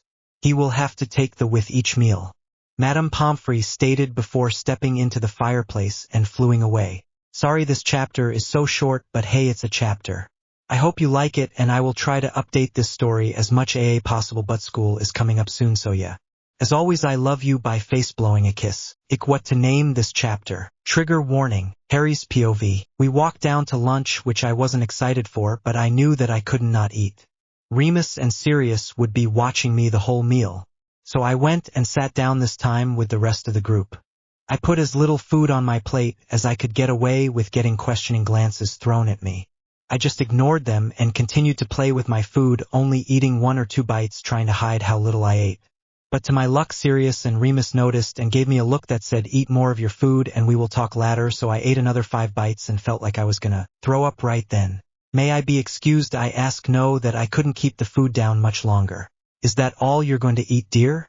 Molly asked, a concerned look in her eye. I nodded, feeling the vomit coming up my throat. I walked out calmly, but as soon as the door closed, I ran to the closest bathroom and locked the door. I ran over to the toilet and immediately started to throw up. I heard footsteps coming closer to the door and knew it was Sirius and Remus. I tried to stop throwing up, but I couldn't. I heard them try to get in, but I locked the door so they couldn't. Harry let us in, Remus said, sounding worried. I continued to throw up until nothing was coming out. Soon Remus knocked again and tried to get in. Harry, if you don't let us in, we'll do it ourselves, Remus said more sternly. I got up from where I was, washed my hands and face off, and unlocked the door. Third-person POV. Harry, what was that noise? Sirius asked, already knowing the answer. Nothing. What noise are you talking about? Harry asked. You know exactly what noise we're talking about, Remus said. Harry tried to walk past them, but they wouldn't budge. Get out of my way, Harry said, getting frustrated. No, we need to talk to you. Harry's eyes turned yellow and he started to growl. Remus quickly pushed Harry into his bedroom. Remus flashed his eyes at him, but it didn't seem to help. Harry wasn't calming down. He was about to transform. There was no stopping him transform, so Sirius and Remus would just have to sit back and watch whilst making sure he doesn't hurt them or himself. He then transformed. I hope you enjoy this chapter 1. No, my chapters are short, but it helps so I can post more often. As always, I love you. By face blowing a kiss. Calming down. Third-person POV. Harry was now in his wolf form and was growling at Sirius and Remus. He was obviously scared and was slowly backing into a corner, looking for a way to escape. There was none except the door behind Sirius and Remus. This was the first time both of them had seen Harry in his wolf form up close. He was black from snout to tail and looked like an average-sized wolf. Remus transformed into his wolf form while Sirius turned into his animagus form. In this story, werewolves can turn at will. The only difference between wolf bloods and werewolves are that werewolves are bitten and they are bigger. They both laid down and made themselves as non-threatening as they could. Slowly Harry started to calm down, but he still wasn't coming out of the corner. So Sirius decided to slowly, as not to scare him, inch his way over to Harry. It took a few minutes, but he slowly made his way over, only being stopped by Harry's occasional growls of fear. Eventually Sirius made it over to Harry and started to lick his face. No, not in a weird way, they are both in wolf/dog form. Soon Harry was no longer in fear and was now laying there as Sirius continued to lick him. Sirius and Remus both made a mental note to do this whenever he went into wolf form and needed to calm down. Once Harry calmed down, Remus slowly walked over and laid down, staring to lick Harry as well. Harry was comforted by this and relaxed completely, knowing that later he was going to have to tell his secrets. He might not like it, but there was no escaping it, so might as well accept it. Hey, sorry for all of the short chapters, but that's how I update so much. School is going to be starting soon, so I might not post as much, but I still will, don't worry. Anyways, I hope you enjoyed this chapter, and as always, I love you. By face blowing a kiss. Telling them. Third-person POV. Trigger warning. After Harry had calmed down enough, he turned back, as well as Sirius and Remus. They all went and sat on the bed, even though Harry was reluctant to. He knew what was going to come next, and he mentally prepared himself for it. Harry, you know, we have a few questions for you, Remus said, starting up the dreaded conversation. Harry simply nodded no, that he had gotten away with this for long enough. Okay, Harry, let's start off simple. How did the Dursleys treat you? Sirius asked, trying not to overwhelm Harry with questions. They didn't like me at all. They hated everything about me and magic. Harry, did the Dursleys ever hit you? Remus asked cautiously. Yeah. A lot, Harry said, laughing nervously. Did they starve you? Yeah. I'd only eat like a week, sometimes less, Harry said, fidgeting and wringing his fingers. Did they ever try to touch you? Remus asked gently. Harry sat there for a second, trying to find the right words. Once, Harry said finally, it was a few months before I left, Vernon tried to. Harry paused, trying not to go back to that moment. He tried to do that to me, but he only ended up looking at me and touching me. But that was it. I ended up punching him so hard he passed out before he could go too far. Harry was now shaking. How much he wished he didn't have to tell them. Man, was Vernon mad when he woke up. I got one of the worst beating of my life. He used the bat that Dudley used to play baseball with, Harry said, the beating playing in his head. What happened in the bathroom after lunch? Sirius asked, trying to bring Harry out of his flashbacks. Harry looked down at this, hoping that they would forget. Well, I was puking. I can't eat too much food, my stomach just can't handle too much food. I guess it's because of the Dursleys.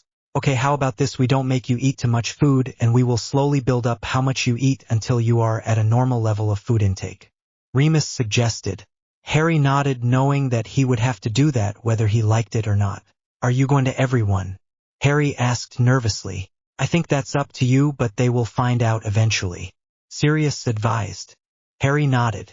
I don't think I'm ready for my friends to know yet, but I guess you could tell Mr. and Mrs. Weasley. Well, I think your friends miss you and would like to talk to you. We'll be talking to Molly and Arthur, Remus said while standing up with Sirius. Harry nodded, knowing that he couldn't hide from his friends forever. I'll be down in a bit, Harry said, giving them a weak smile. Remus and Sirius walked out, knowing that he would need time.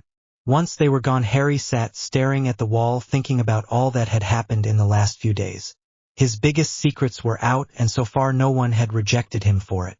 He hoped this meant that things were finally turning around. Hey, thanks for reading this chapter, and I hope you enjoyed it.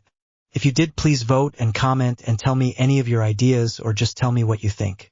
As always, I love you. By face blowing a kiss. Talking to friends. Third person POV. Trigger warning. Harry ended up falling asleep after 20 minutes of just thinking. He, of course, had a nightmare about both the Dursleys and the graveyard. I'm not going to add his dreams because I'm lazy. He woke with a start. He luckily hadn't screamed in his sleep this time, so he didn't freak anyone else out. He looked over at his alarm clock that was on his nightstand and saw that he had slept for about an hour. He went into the bathroom and looked in the mirror. He had big bags under his eyes, and he looked very underweight. He put on a glamour so that he could go downstairs without getting too many questions. He now looked like he was a healthy weight, and the bags under his eyes were gone. He went down the stairs hoping that he could find Ron and Hermione. He hadn't talked to the at all over these last few days, and was hoping to finally hang out with them. He guessed it was his fault for distancing himself, but with everything that was going on, it was hard not to. He walked into the living room to see Hermione reading a book, Ginny drawing something, and Fred, George, and Ron all playing Exploding Snap. He walked over and sat down between Hermione and Ginny. He looked over Hermione's shoulder and saw she was Muggle book, but he couldn't tell which one. He had read a lot at the Dursleys, that being one of the only things he could do in his free time since he wasn't allowed to watch the TV. What you read in there? Harry asked quietly, as not to disturb her or anyone else in the room. Beauty and the Beast, she said, looking up from her book. Oh, that's a good one, Harry said, having read that one at least 20 times. Yeah, I know. I didn't know you liked to read, Harry, Hermione said, closing her book and looking at Harry. Oh, I do, as long as it's not like learning, you know. Hey, I have a whole pile of books that you can read if you want, Hermione said, loving to give book recommendations. I think I'll take that offer. I'll come up later and look. Hermione nodded, opening up her book and continued to read. Harry then looked over at Ginny and saw what she was drawing. It was a picture of, well, he didn't know. He had never met this person. This is the drawing. I do not own this or any others. This is my friend Luna. You've never met her. She's in my year. She's nice. I think she would like you. Ginny answered. So you like to draw? Yeah, I love to. Do you want to see more? I have a lot of them, Ginny said excitedly, not having anyone to show or talk to about it to except Hermione and Luna. Sure, I'd love to see a fellow artist's work, Harry said, smiling. Wait, do you draw, Harry? Ginny asked, hoping that there was another artist in the house. Yeah, I do, but they're not very good, Harry said, never feeling confident about his drawings. Oh, come on, I bet they're great. Ginny reassured him. Okay, but now I want to see yours. Fine, I hope you like them. Of course I will. The one I've seen is amazing, so the others are probably just as amazing, Harry said, knowing that he would love them. Okay, if you say so, Ginny said while flipping to the first page. There's going to be a lot of pictures. None of them are not mine. This is the first one. I mostly either look at a picture or look what's in front of me to get my inspiration. Most of the time I off of memory for these, because it takes a while to draw the details. Ginny explained. This one's my favorite. I obviously didn't have seen this since it was in your first year, but this is what I pictured when Ron told me this story, Ginny said, laughing a little as Harry blushed. I didn't look like that, Harry protested. Are you sure about that?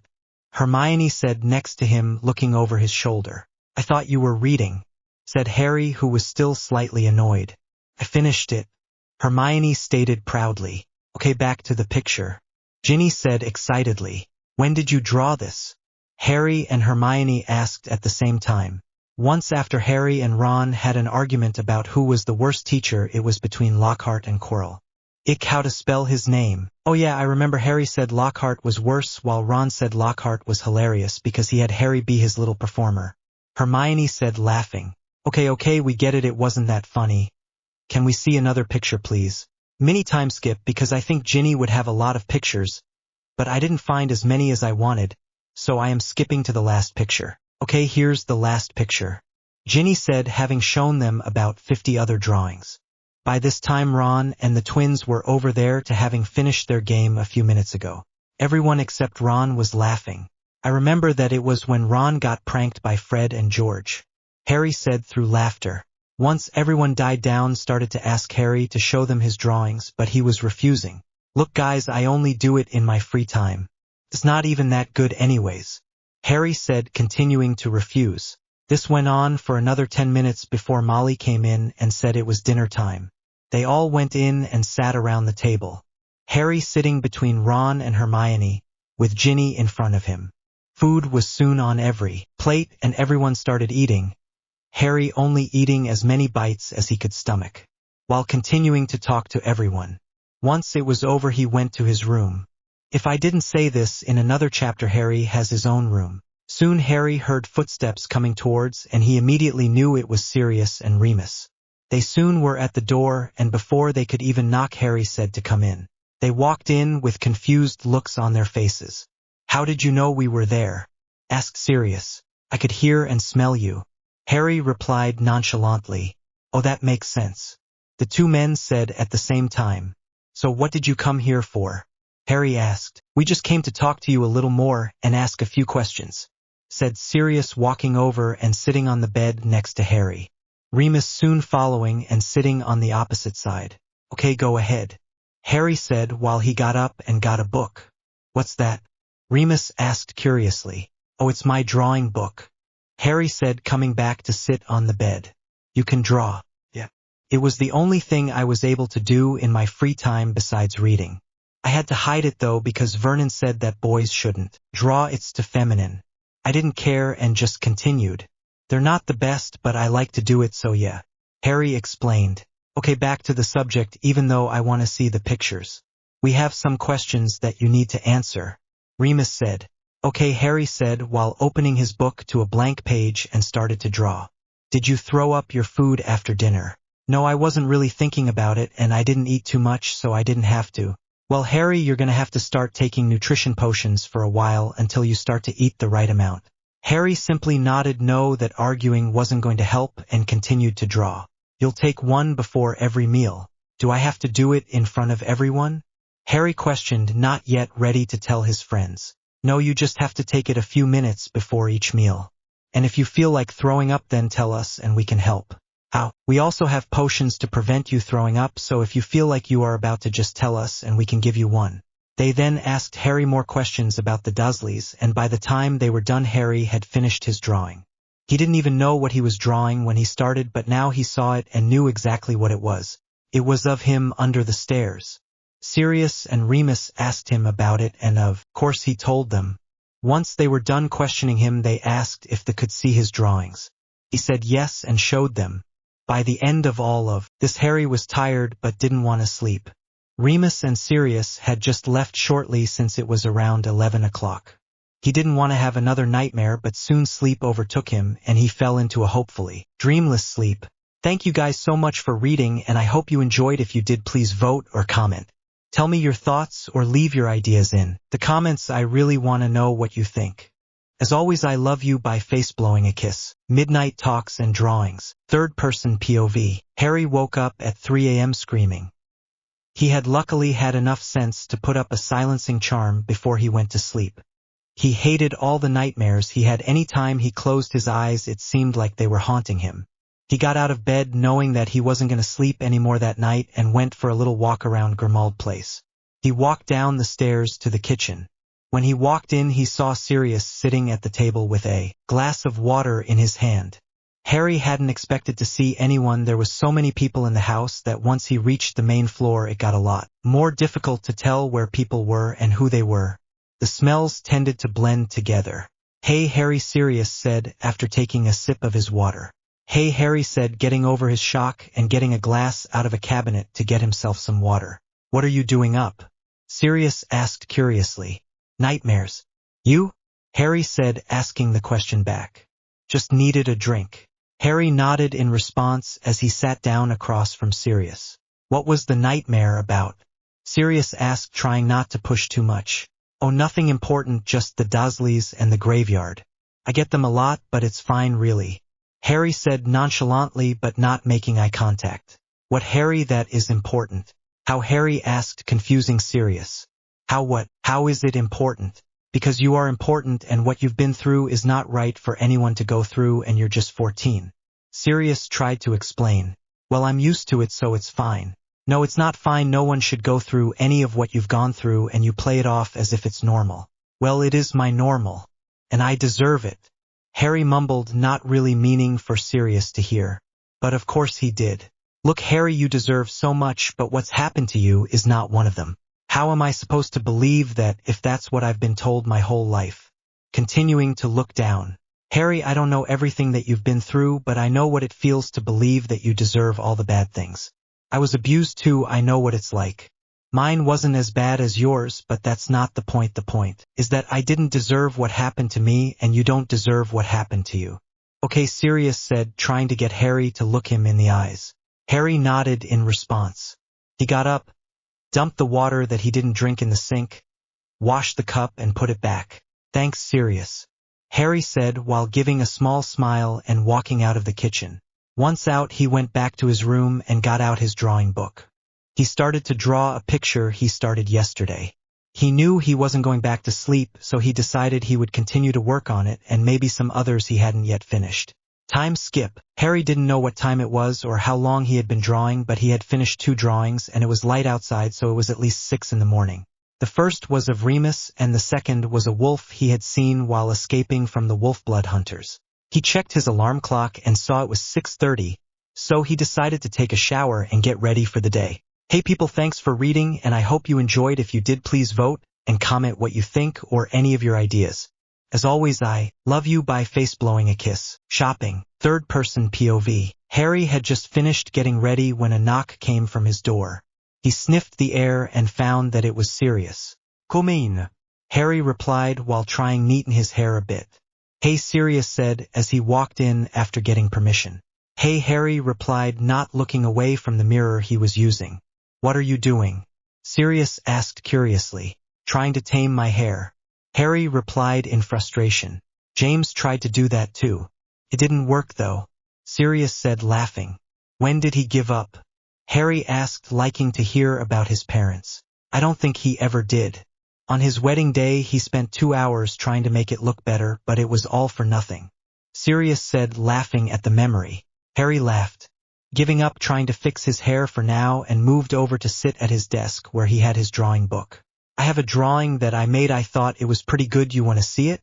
Harry asked, having just drew this one a few hours ago. "Sure, I'd love to," Sirius said, walking over. "I thought this would have happened at least once," Harry said, laughing a little. "Wow, Harry, that looks exactly like us," Sirius said, amazed. "Yeah, I just changed up my body to be less skinny and changed the eye color for Dad. And I looked at a picture I saw of you once and just sort of went with it," Harry said. "Well, I came in here to tell you we are going shopping today." "For what?" Harry asked, confused. They had already gotten all their school supplies, and what else could they need? "For you," Sirius answered. "You need actual clothes and not the ones the Dursleys gave you." "What? No, I'm fine. I'll just transfigure them," Harry said, not wanting Sirius to spend money on him. "No, Harry, you need proper clothes. If you don't go with me, then I'll go pick you out some clothes and you'll have to wear them." "Okay, fine," Harry said, knowing there was no way out of this. "Good. We're leaving after breakfast." "Okay," Harry said as Sirius left. Harry looked at the time and saw that he had about 20 minutes before breakfast should be ready. So he opened up his drawing book and started to work on one that wasn't finished yet. Time skip. Soon it was time for breakfast. So Harry went downstairs with his drawing book in hand, having not finished his drawing and also wanting to take it with him for the shopping trip. Who knew, maybe there would be good inspiration there. Time skip 'cause I'm lazy. It was after breakfast and Sirius and Harry were walking down the street. Just pretend Sirius is free and has been proven incessant. So where are we going? Harry asked, starting up a conversation. I think we're going to stay in the Muggle world since there's not a lot of casual clothes in the Wizarding world. Harry nodded. You really didn't have to do this. Harry said, I know, but I want to, and I'm your godfather. The least I could do was buy you some clothes that actually fit. Sirius said. Time skip again, sorry. They had just arrived at a store. Harry started to look around, Sirius following, occasionally pointing out something he thought Harry would like, which Harry would either add to his small pile or reject it. Harry soon saw a sweatshirt that had a wolf on it.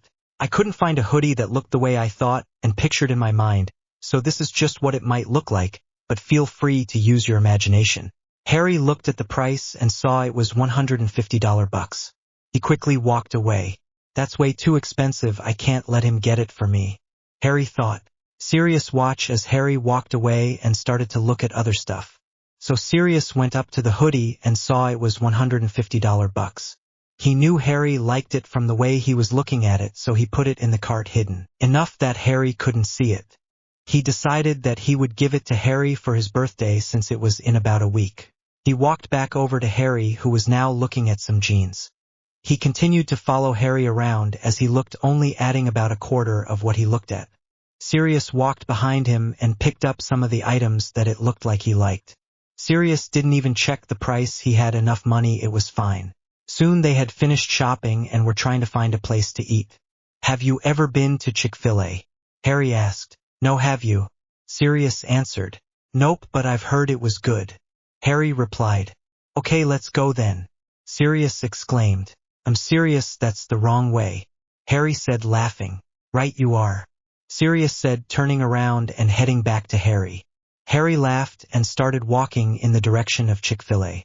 Time skip. They were soon there and had sat down and had gotten their food. Sirius had to use the bathroom, so Harry sat waiting. He looked up when the door opened and he smelled something familiar. Who walked in was one of the last people he ever wanted to see again in his life. It was Dudley. Hey, cliffhanger, I know, but I hope you enjoyed this chapter, and if you did, please vote and comment any of your ideas or just how you liked it. Also, question, should Ron be supporting or should he be mean? Anyways, I love you by face blowing a kiss. Harry's drawing book pictures. These are all of the drawing Harry has drawn in his book. I do not own any of them. Those are some of them. I will add more in my story. I hope you think these are as cute and amazing as I do. As always, I love you by face blowing a kiss. Problem. Third person POV. It was Dudley and his friends. Harry sank low in his seat, trying not to be noticed. Dudley and his friends got their food and sat down not too far from him. Luckily, they hadn't yet noticed him. Soon Sirius came back with a smile, not knowing what was going on. His smile faded immediately once he saw Harry. What's wrong, Harry? Sirius said gently. Nothing, I'm fine. Harry said, sitting up and acting as normal as he could, while on the inside he was screaming and panicking. Are you sure? You look pale and anxious? Sirius said, concerned. Yeah, I'm sure. Harry said, sneaking a glance at Dudley. He still hadn't seen him. Harry relaxed a little. Okay, if you're sure. Here's your nutrition potions. Sirius said while handing it to him, secretly, not to raise suspicious because it was a Muggle place. Harry quickly took it and gave the vial back to Sirius. They soon started to eat. Neither had ever had this before, so they were pleasantly surprised with how good it was. You can tell that I love Chick-fil-A. And the Chick-fil-A sauce is just amazing. Harry got full quickly as usual while Sirius finished everything. Harry had almost forgot about Dudley and his gang. Almost. When they got up to leave, Harry realized they were going to have to walk past their table. So Harry walked behind Sirius, trying to make himself as small and unnoticeable as possible. He seemed to succeed until they had gotten out into the parking lot. Hey, Mutt. Harry heard from behind him. Harry turned around, panicking now. He had, though he got away, he should have known. He couldn't escape that easy now, could he? Why was it always him? Sirius turned as well, feeling Harry turn. Come on, Mutt, what's the problem? Dudley said, walking closer to them, his gang following closely behind. Harry, let's go, we don't need you to wolf out or have a panic attack. Sirius said while putting his hand on Harry's shoulder. Harry nodded and turned around, but before he could even take a step, Dudley said, "Ah, is the little doggy afraid?" Harry started to growl out of both fear and anger. Sirius urged him along, but Dudley and his gang kept following. Harry's eyes were yellow and he had to keep his head down so no passing person could see them. "Come on, there's some woods up here, we can hide in them," Sirius said, guiding Harry towards them. "No, they'll just keep following us. You go to the woods and I'll see what they want. I'll run there when I get the chance and I'll find you." "Okay, good," Harry said, not waiting for an answer. Sirius, not wanting to go without Harry, tried to get him to come with him, but Harry nipped at him and growled. Sirius soon had no choice but to go and wait. He decided if things got too bad he would come back in his animagus form and help Harry. So he sat at the edge of the woods watching as the scene unfolded. "What do you want, Dudley?" Harry growled out, keeping his head down as to not show his eyes. "I just thought you might need a little reminder of me," Dudley said, walking forward, making Harry take a couple steps back. Soon the whole gang was around Harry as he growled. They started to push him around and into another person, only to be pushed off to the next person. They were all laughing while Harry soon fell to the ground. Dudley kicked Harry in the gut and whispered some words into Harry's ear, such as fat, worthless, freak, and burden. Soon Harry started to get madder and he got up and punched Dudley in the face. Dudley, who had a look of shock on his face, felt his nose, which was bleeding and looked broken. He soon got over his shock and punched Harry back. It soon broke out into a fight with Dudley's gang circled around them. Dudley ended up on the ground with a bloody and broken nose and black eye. Harry was in about the same state as Dudley, with a bloody nose, busted lip, and a black eye. Knowing that if he didn't want to be in worse conditions he should get out of there, Harry broke through the circle of Dudley's friends, them too shocked to know what to do, and booked it to the woods. Soon enough, though, the gang got over their surprise and ran after Harry. Harry was quick, but he was also hurt, so that didn't help him. But he managed to get to the woods and climb a tree before they even got there. "Come on down, Mutt," one shouted. "Yeah, we won't bite," another said. But all Harry did was climb higher, knowing that none of them could make it that high. He could smell that Sirius was close by, but he couldn't get to him right now. He would have just hopped to another tree and travel that way, but the nearest one was still too far away. He would just have to wait them out. Hey people, thanks for reading and I hope you enjoyed it. I know my story isn't the top of the line, but this is only my first one, and if you have any ideas for it, comment them and I might add them to it, no promises though. As always, I love you by face blowing a kiss. Waiting them out. Third person POV. Harry had been up in the tree for about 10 minutes before Dudley came up looking angry. "Hey Duds, what's got you so upset?" Harry said, laughing. Dudley just clenched his fisted. "Come on guys, it's boring up here, let me down and I'll be on my way," Harry said with fake boredom in his voice. One of Dudley's gang members tried to climb the tree, only making it a few branches up before falling, making Harry laugh. Harry had had a lot of practice climbing trees, so he had become accustomed to it and liked being in trees more than the ground when he was scared. Since few people can climb trees as fast as he, and he had only met one person who could jump from tree to tree like him. Her name was Rue. And yes, I am making a Hunger Games reference. She was 12 years old. He had met her a few months ago after he had been beaten and had escaped to the safety of the trees. She was nice and even showed him some edible plants since she saw how thin he was. But it wasn't in a pitying way, it was more in a way that she understood. He asked her about it and she said her family was really poor and sometimes didn't have enough money for food. That was the first person Harry had told about the abuse. He didn't say much, but he said enough that she knew the extent of it. They talked the next few days in the evening after Harry finished his chores. They talked every day and he soon found out she was a wolf blood. He even drew some drawing of her.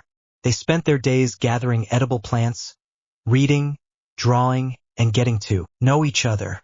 Some days Harry couldn't make it until late afternoon, but she would still wait and be just as excited as always. She took his siblings with her and they were just as sweet. There was 5 of them and they looked just like her. He never got to draw them, but it was nice to meet and spend time with them. They were shy at first, but soon they warmed up to him, and they even ended up sleeping in the trees cuddled up to each other. God, what he would give to go back and relive those moments. He was soon knocked out of his thoughts when he heard a yelp. He looked down and saw that another person had tried to climb the tree and had gotten farther up it but ended up falling flat on his back. Harry, of course, laughing, and got a stick thrown at his head in return. He easily dodged it and threw one back in return, ending up hitting one on the head. Eventually they started to become bored and restless. They soon left after that, and Harry waited a few minutes before he climbed down and went to look for Sirius. Luckily for him, he didn't have to look far. Soon after he had climbed down, Sirius popped out of the bushes in his animagus form and transformed back. "Are you okay, Harry?" Sirius said, coming over and checking Harry's injuries. "Yeah, I'm fine. It doesn't even hurt that much," Harry said, pushing Sirius's hand away. "Okay, but when we get back I am going to clean you up whether you like it or not," Sirius said, wiping a stray drop of blood that was running down his chin. Harry sighed, defeated, knowing he wasn't going to get out of this, and nodded. "Good, now let's go," Sirius said, going back to his playful self. "Race ya!" Harry exclaimed before turning into his wolf form and started to run in the direction of Grimmauld Place. "You're on," Sirius yelled back, turning into his animagus form and racing after Harry. Harry ran out of the woods, followed closely by Sirius. He picked up the pace, dodging people occasionally. They soon arrived and transformed back, laughing. "Told you I would win," Harry said between laughter. Yeah, you had a head start," Sirius said, pouting. "Yes, the 1 second head start really gave me an advantage," Harry said while they went into the house. "It did," Sirius protested. "Sir," Harry said, once again laughing. "Okay, now let's get you cleaned up," Sirius said. "Do I have to?" Harry groaned. "Yes, now come on," Sirius said sternly. Harry just sighed as he followed Sirius to the bathroom to get cleaned up. Hey people, thanks for reading, and I hope you enjoyed this chapter. I've been trying to write longer chapters than before, but tell me if they are too short and I will try to write more. Please vote and comment if you enjoyed. And please leave any story ideas or just tell me how you liked it. As always, I love you. By face blowing a kiss. Oh no, third person POV. Once Harry got all the blood off his face with the help of Sirius, he walked into the sitting room where everyone else was. "Oh my gosh, Harry, what happened to you?"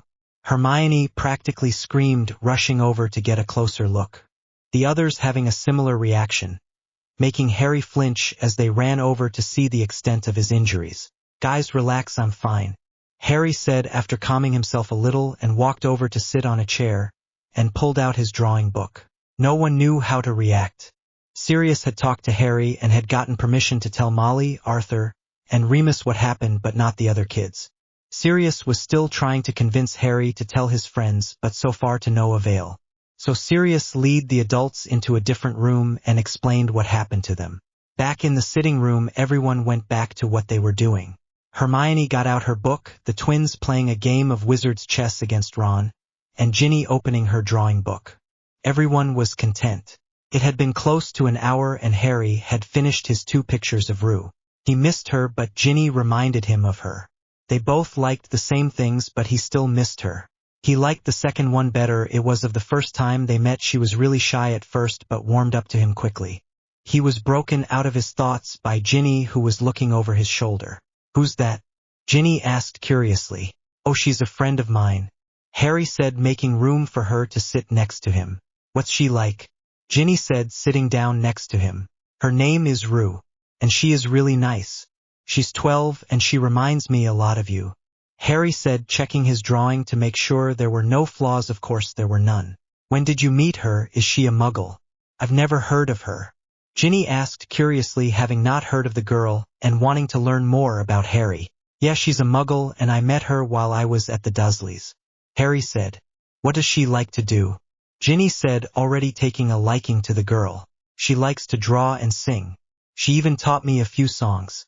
"Wow, I didn't know you could sing," Ginny said, sounding surprised.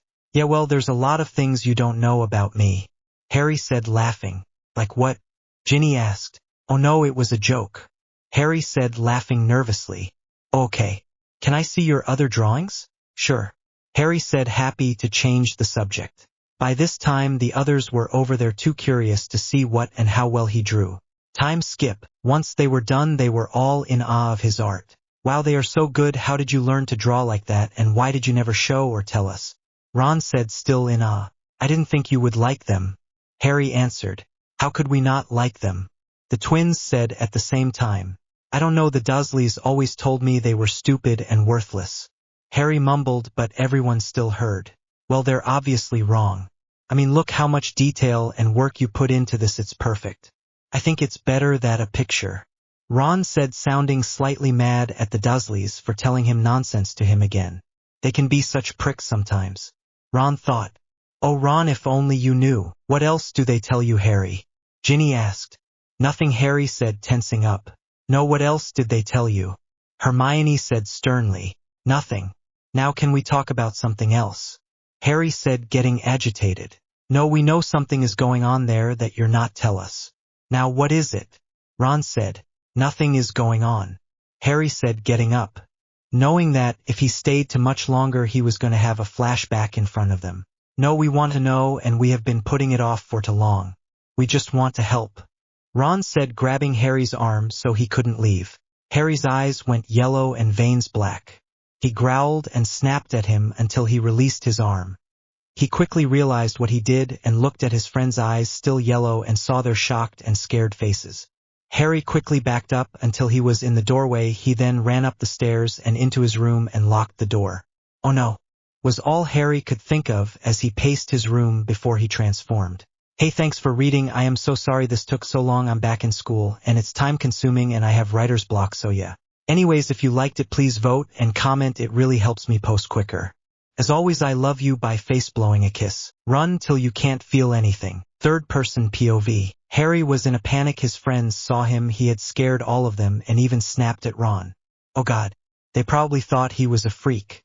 He was still in his human form, to panic, to fully go back to normal, but still holding himself back from turning completely. Harry heard a knock on the door and knew it was Sirius and Remus. Harry, it's just us, let us in.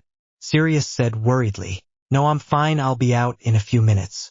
Harry said, trying to calm down. Harry, we can help, just let us in.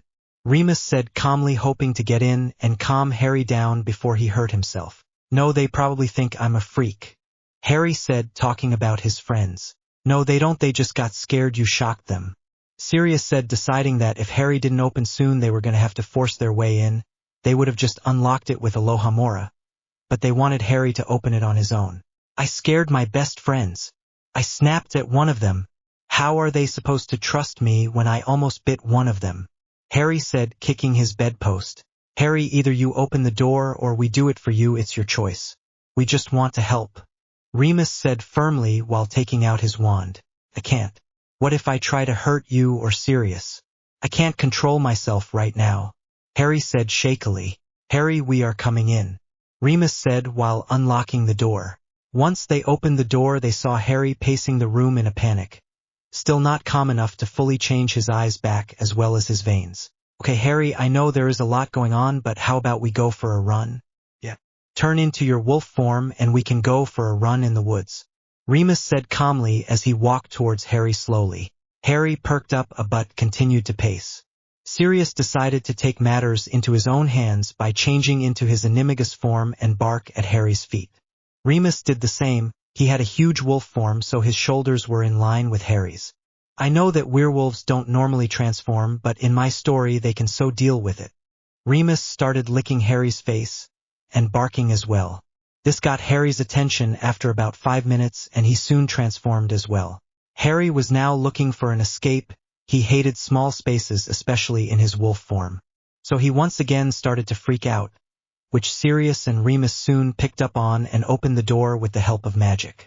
Outside the door, Ginny, Ron, Hermione, Fred, and George all standing there shocked as Molly and Arthur tried to lead them into the living room, failing miserably. Harry pushed past all of them and ran out of Grimmauld Place, opening the door with his wolf blood magic. I know that they don't, but just play along. He raced out, followed closely by Sirius and Remus. This run wasn't out of fun and games. It was a run of try to escape your problems, which Harry knew he couldn't do, because he had tried many times, but he could still try. Remus and Sirius followed closely behind, making sure to keep Harry in their sights at all times. Harry loved to feel free and not so closed in like he was at the Dursleys. It was refreshing, and even though he had been out of there for most of the month, it was still nice to go out and have some space. He knew he would have to return at some point to explain everything to his friends, but for now he was just going to run until he could feel anything anymore, and probably keep running after that too. Hey, so sorry it's taking me a while to post. I have school and sports, but I will try to update soon, but I have writer's block as well, so no promises. Vote and comment what you think or any of your ideas. I love to hear from you. And as always, I love you by face blowing a kiss. Unlikely findings. Third person POV. Harry had been running for over an hour and he was just now starting to wear down. He wasn't going to stop though, because if he stopped he would have to go back and talk to his friends that surely thought he was a freak. He continued to think and run, not knowing where he was going, just letting his legs subconsciously move. He soon snapped out of his thoughts when a familiar scent that he hadn't smelled since he left the Dursleys. He recognized it almost immediately. It was Rue. She was nearby. Harry followed his nose, trying to determine where she was. He soon was in a very familiar area in the woods. As he got closer, Harry smelled that it wasn't just Rue but two of her siblings. He still couldn't see them, but now heard Rue's songs and his sister's laughter. He knew it hadn't been that long since he last saw Rue and her family, but with everything that had been going on it felt like a lifetime. Rue soon came into sight, howling to get her attention. Harry raced over, jumping on her gently not to hurt her. Rue was still skinny, but she seemed to have gained at least some much-needed weight. Same with her siblings. He forgot all his problems and worries, too happy to think of anything but how much he missed her. He didn't even realize when Remus and Sirius came, bonding over confusion written on the wolf faces. Harry was too excited to even change back, so he just continued to jump around, licking Rue and two of her siblings. Their names were Rose and Violet. I don't know what their real names are, so just go with it, please. They all happily laughed and pat Harry as he jumped up to lick each of them. Remus and Sirius sat back, still in wolf form, confused, not knowing who these people were or how Harry knew them. So they sat back and waiting as patiently as they could with so many questions. Soon Harry calmed down enough to turn back, and only then did he remember Remus and Sirius. He turned around looking for them, only to find them sitting and watching the interaction between the kids. They too turned back, seeking answers to their many questions. This is Rue.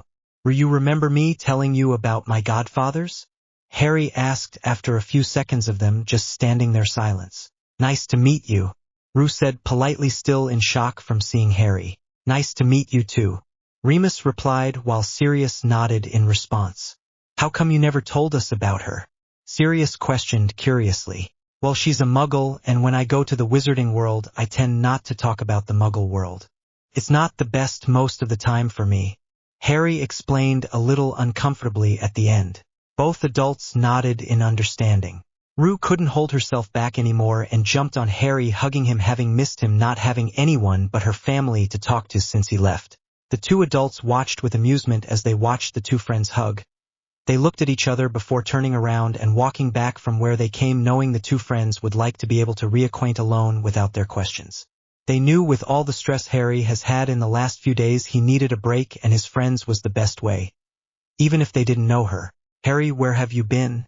I haven't seen you in a week. I thought your uncle finally went too far. Are you okay? Did I hurt you? Rue question Fronticali. Rue. It's fine. I'm fine. Harry reassured her. That's what you always say. Tell me where you've been. Rue said, hitting him on the arm as her two sisters came up and hugged Harry, almost knocking him over. Okay, I'll explain, but we'll be here for a while, Harry said, picking up both Rose and Violet and let them climb on his back as he climbed his favorite tree and sat down on a sturdy branch, setting down the children next to him, making sure they were balanced before turning back to Rue, who had followed him up. He soon started explaining the long, complicated story, finally seeing his best friend that knew it all. Hey people, hope you enjoyed this part, and make sure to vote and comment on what you like and how I can improve. I love to hear what you think. Sorry if they're not the best, but I'm trying. As always, I love you by face blowing a kiss. Not a chapter. Okay, just a real quick question. I know I have asked this before and most likely will not get an answer, but what ships should I do for this story? I need answers. I would love to make this a story with some couples, but which ones to do so, please help. It doesn't even have to be the main characters, it can be any characters. Having some fun. Third-person POV. Harry had just finished explaining everything, and man was it nice to tell Rue. Sure, the others knew, but Rue had been there and they had things in common, like being wolf-bloods. And the others didn't know everything, they just knew that he was abused, not all the details. They were still in the tree, Rose and Violet still climbing around on nearby trees playing tag and other games. While they played, Harry and Rue continued talking, catching up on everything from the important stuff to the fun stuff. So how are the nightmares going? Rue asked, concerned for her friend. They're still there, but I've slept every night this week, Harry said proudly. Harry had nightmares, but lately they've been better. They used to be so bad that Harry would intentionally stay up for days on end not to have them. But that only lead to more beatings because he was slacking off on his chores. That's great, Harry, Rue said happily. She cared for him so much, always trying to help and give him advice. And what about you eating? She asked questioningly. Still throwing up but getting better. Sirius tells me to come to him or Remus when I feel like puking, but I don't want to be a burden, Harry said, looking down. You know you'd never be a burden to them, they love you. Rue said, not knowing them personally, but the way Harry talked about them, she knew they were good people. I'm trying to convince myself, but sometimes it's hard, Harry said, breaking off a bit of his branch. Well, at least you're trying. On a different subject, do they know you're bi? Rue questioned, having known about Harry's preference for a while. No, but I don't know what they'll think of me if I do tell them, Harry said, breaking the branch even more. Harry knew he was bi for about a year now, and only Rue and the Dursleys knew. He was scared to tell anyone else after the Dursleys had a particularly bad reaction. He was sore for weeks. Rue quickly brought Harry out of his thoughts before they could go any further. She knew what he was thinking, having been told some of the less gruesome details. Well, you'll have to eventually, especially if you're ever going to have a shot with your crush, Rue said teasingly at the end, trying to get Harry's mind away from the horrible memories. He would never feel the same way. Harry half chuckled. Well, enough of this boring talk, let's have some real fun, Rue said, standing up on her branch, waiting for Harry to do the same. Once he did so, Rue tagged him gently, not to scare him, yelling "Tag, you're it," and jumping smoothly to the next tree, landing with such grace that not even the most skilled swan could match her moves. It only took a second for Harry to follow her lead, darting off to the next tree, laughter spilling from his mouth. He chased after her, happily jumping from tree to tree, slowly getting closer. Time skip brought to you by me doing this right before class. Both Rue and Harry were now sprawled out in the grass, sitting against a tree, panting and trying to catch their breaths, having just finished what was probably the most intense game of tag ever. Rose and Violet coming down from their own tree in a similar state. Each child walking over and sitting in one of the older kids' laps. They sat there for a while, basking in the comfort of the silence as they caught their breaths. Soon the sun started to go down, and they soon smelled Remus and Sirius heading their way. Harry knew that this moment was too good to last, so he savored every second until the wolf and Animagus came into sight. They both changed back and walked toward them before sitting down across from them.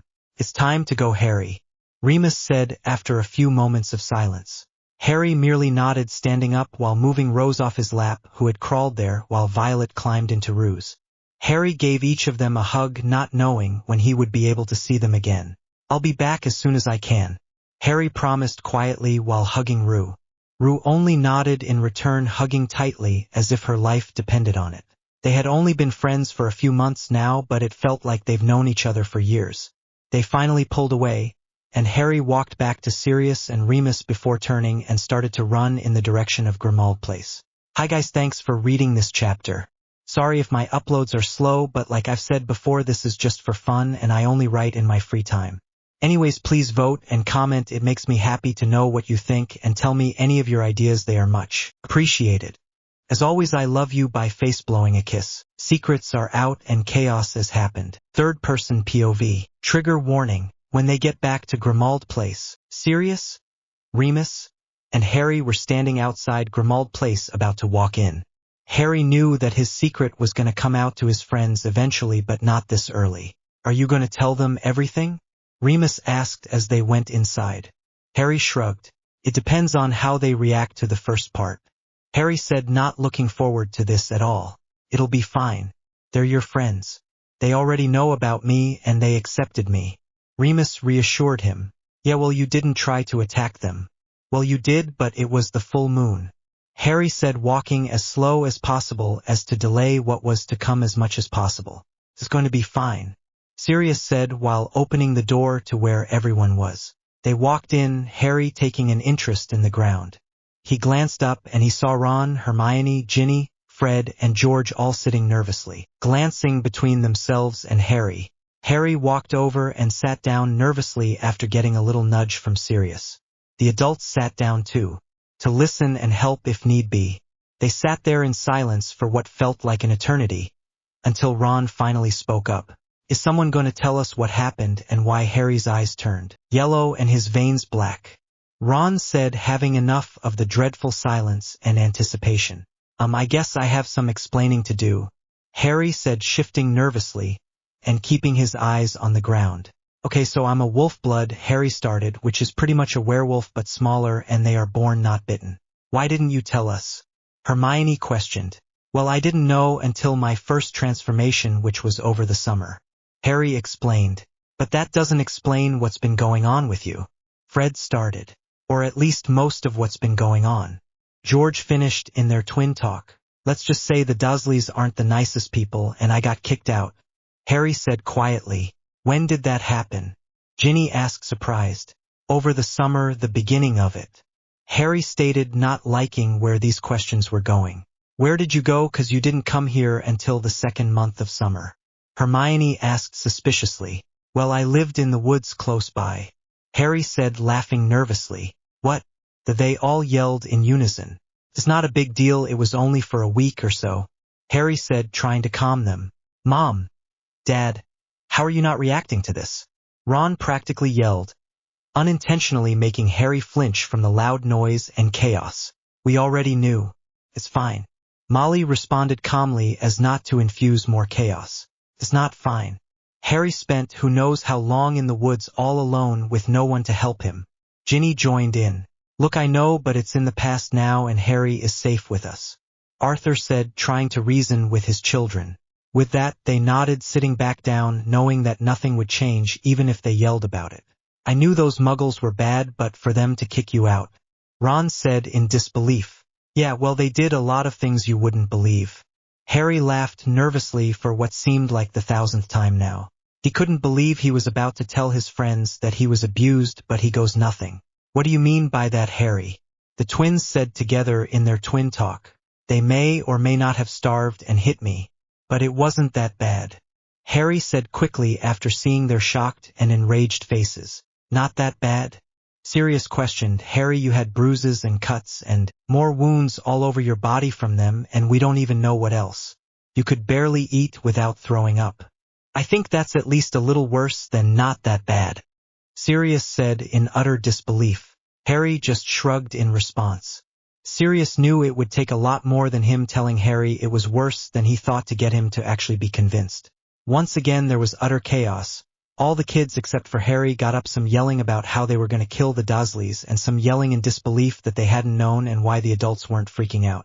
Harry just sat there watching everything unfold. The noise was reaching a new volume and Harry had to cover his highly sensitive ears because the noise was not only loud but bringing on another flashback. He covered his ears, rocking back and forth as it started. Flashback. It was one of those nights that Uncle Vernon was not happy. Something about work. Harry didn't know, he just knew that he was going to feel the pain no matter what he did. Mutt, you better get your sorry self down here before I come up there and drag you down here myself, he screamed, making Harry shake more as he scrambled to get to his uncle before his already inevitable beating got worse. Once he got closer, he realized he smelled alcohol on his uncle. Harry knew exactly what that meant. He would end up getting beaten to a pulp and left having to drag himself up to his room once his uncle passed out from both the alcohol and the workout of beating the crap out of him. Harry looked around for anything out of place but couldn't see anything. These beatings were worse than any others when they were for no reason and he was drunk. He now stood in front of his uncle, his no neck, vein popping out of his forehead. Red-faced uncle. Boy, you're going to get it this time, Uncle Vernon yelled, storming towards him, ready to punch Harry in the face. Harry knew it was coming, but the first hit always came as a surprise. He stumbled back a bit, Soon his back hit the wall and he recoiled and made himself as small as possible. Uncle Vernon stomped over as quick as his big legs could take him, which wasn't that quick. As he hobbled over, he took off his belt and began beating Harry once more. It took everything in Harry not to scream as it came down everywhere it could, making new wounds and opening old ones.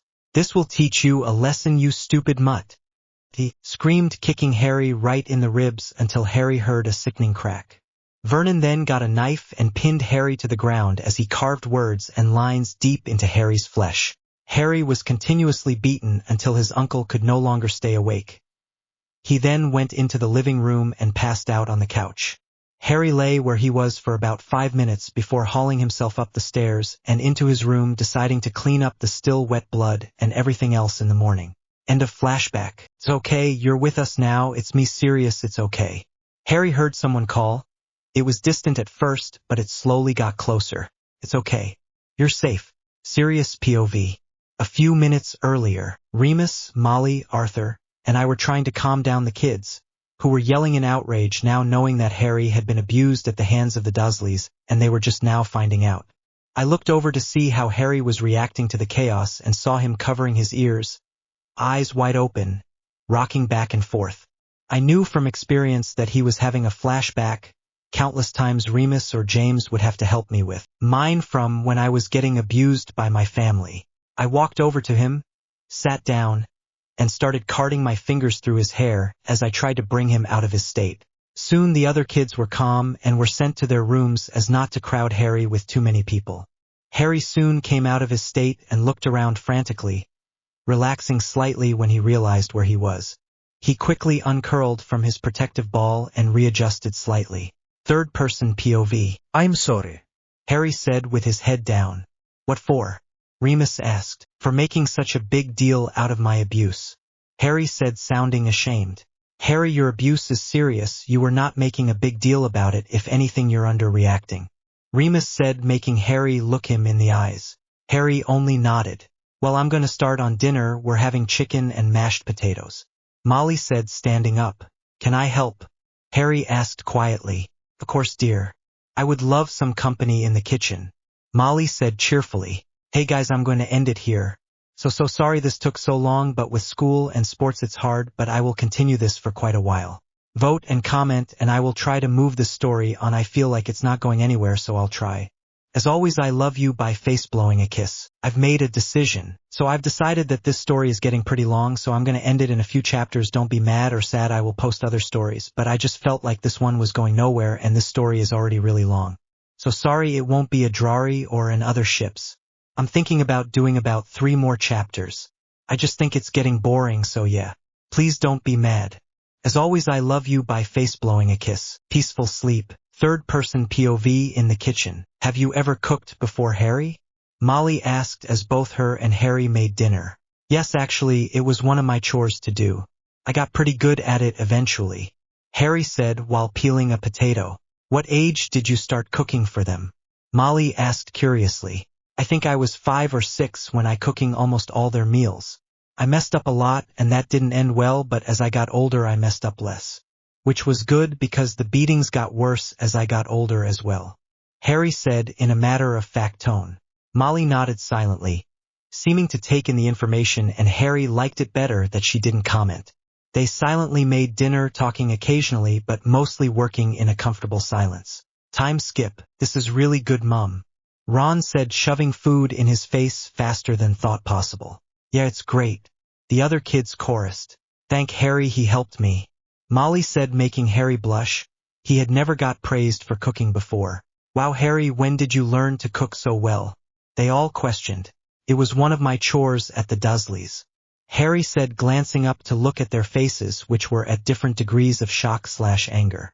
Well, it's amazing, Arthur said before the kids could get out of hand again. Hey Harry, can I ask you something? Ginny asked. Sure, Harry said, shrugging.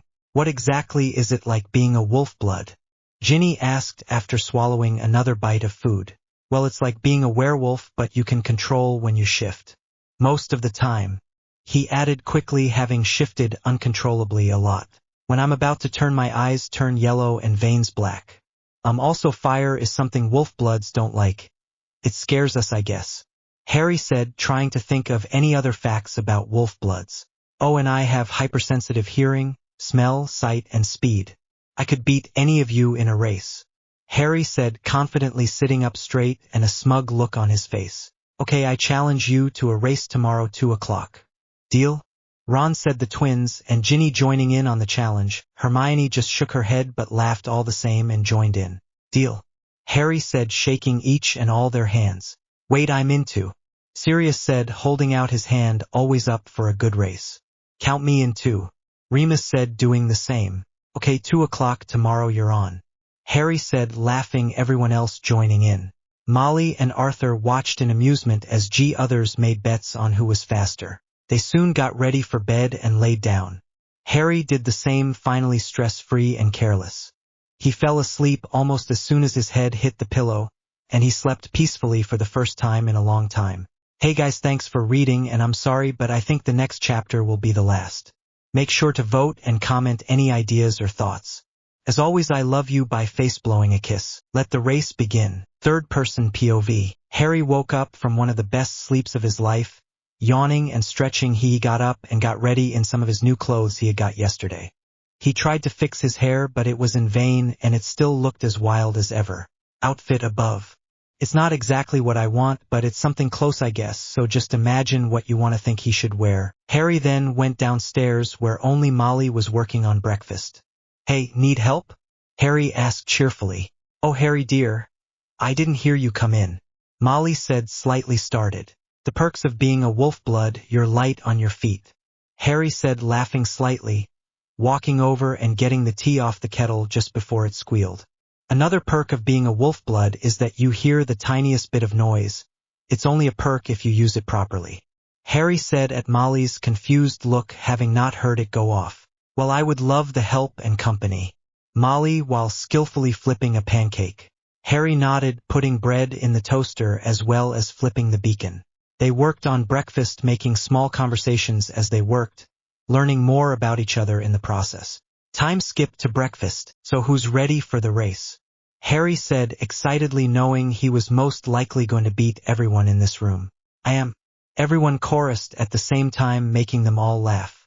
They then ate the rest of their breakfast and started to head out into the woods where they would have a picnic and run the race.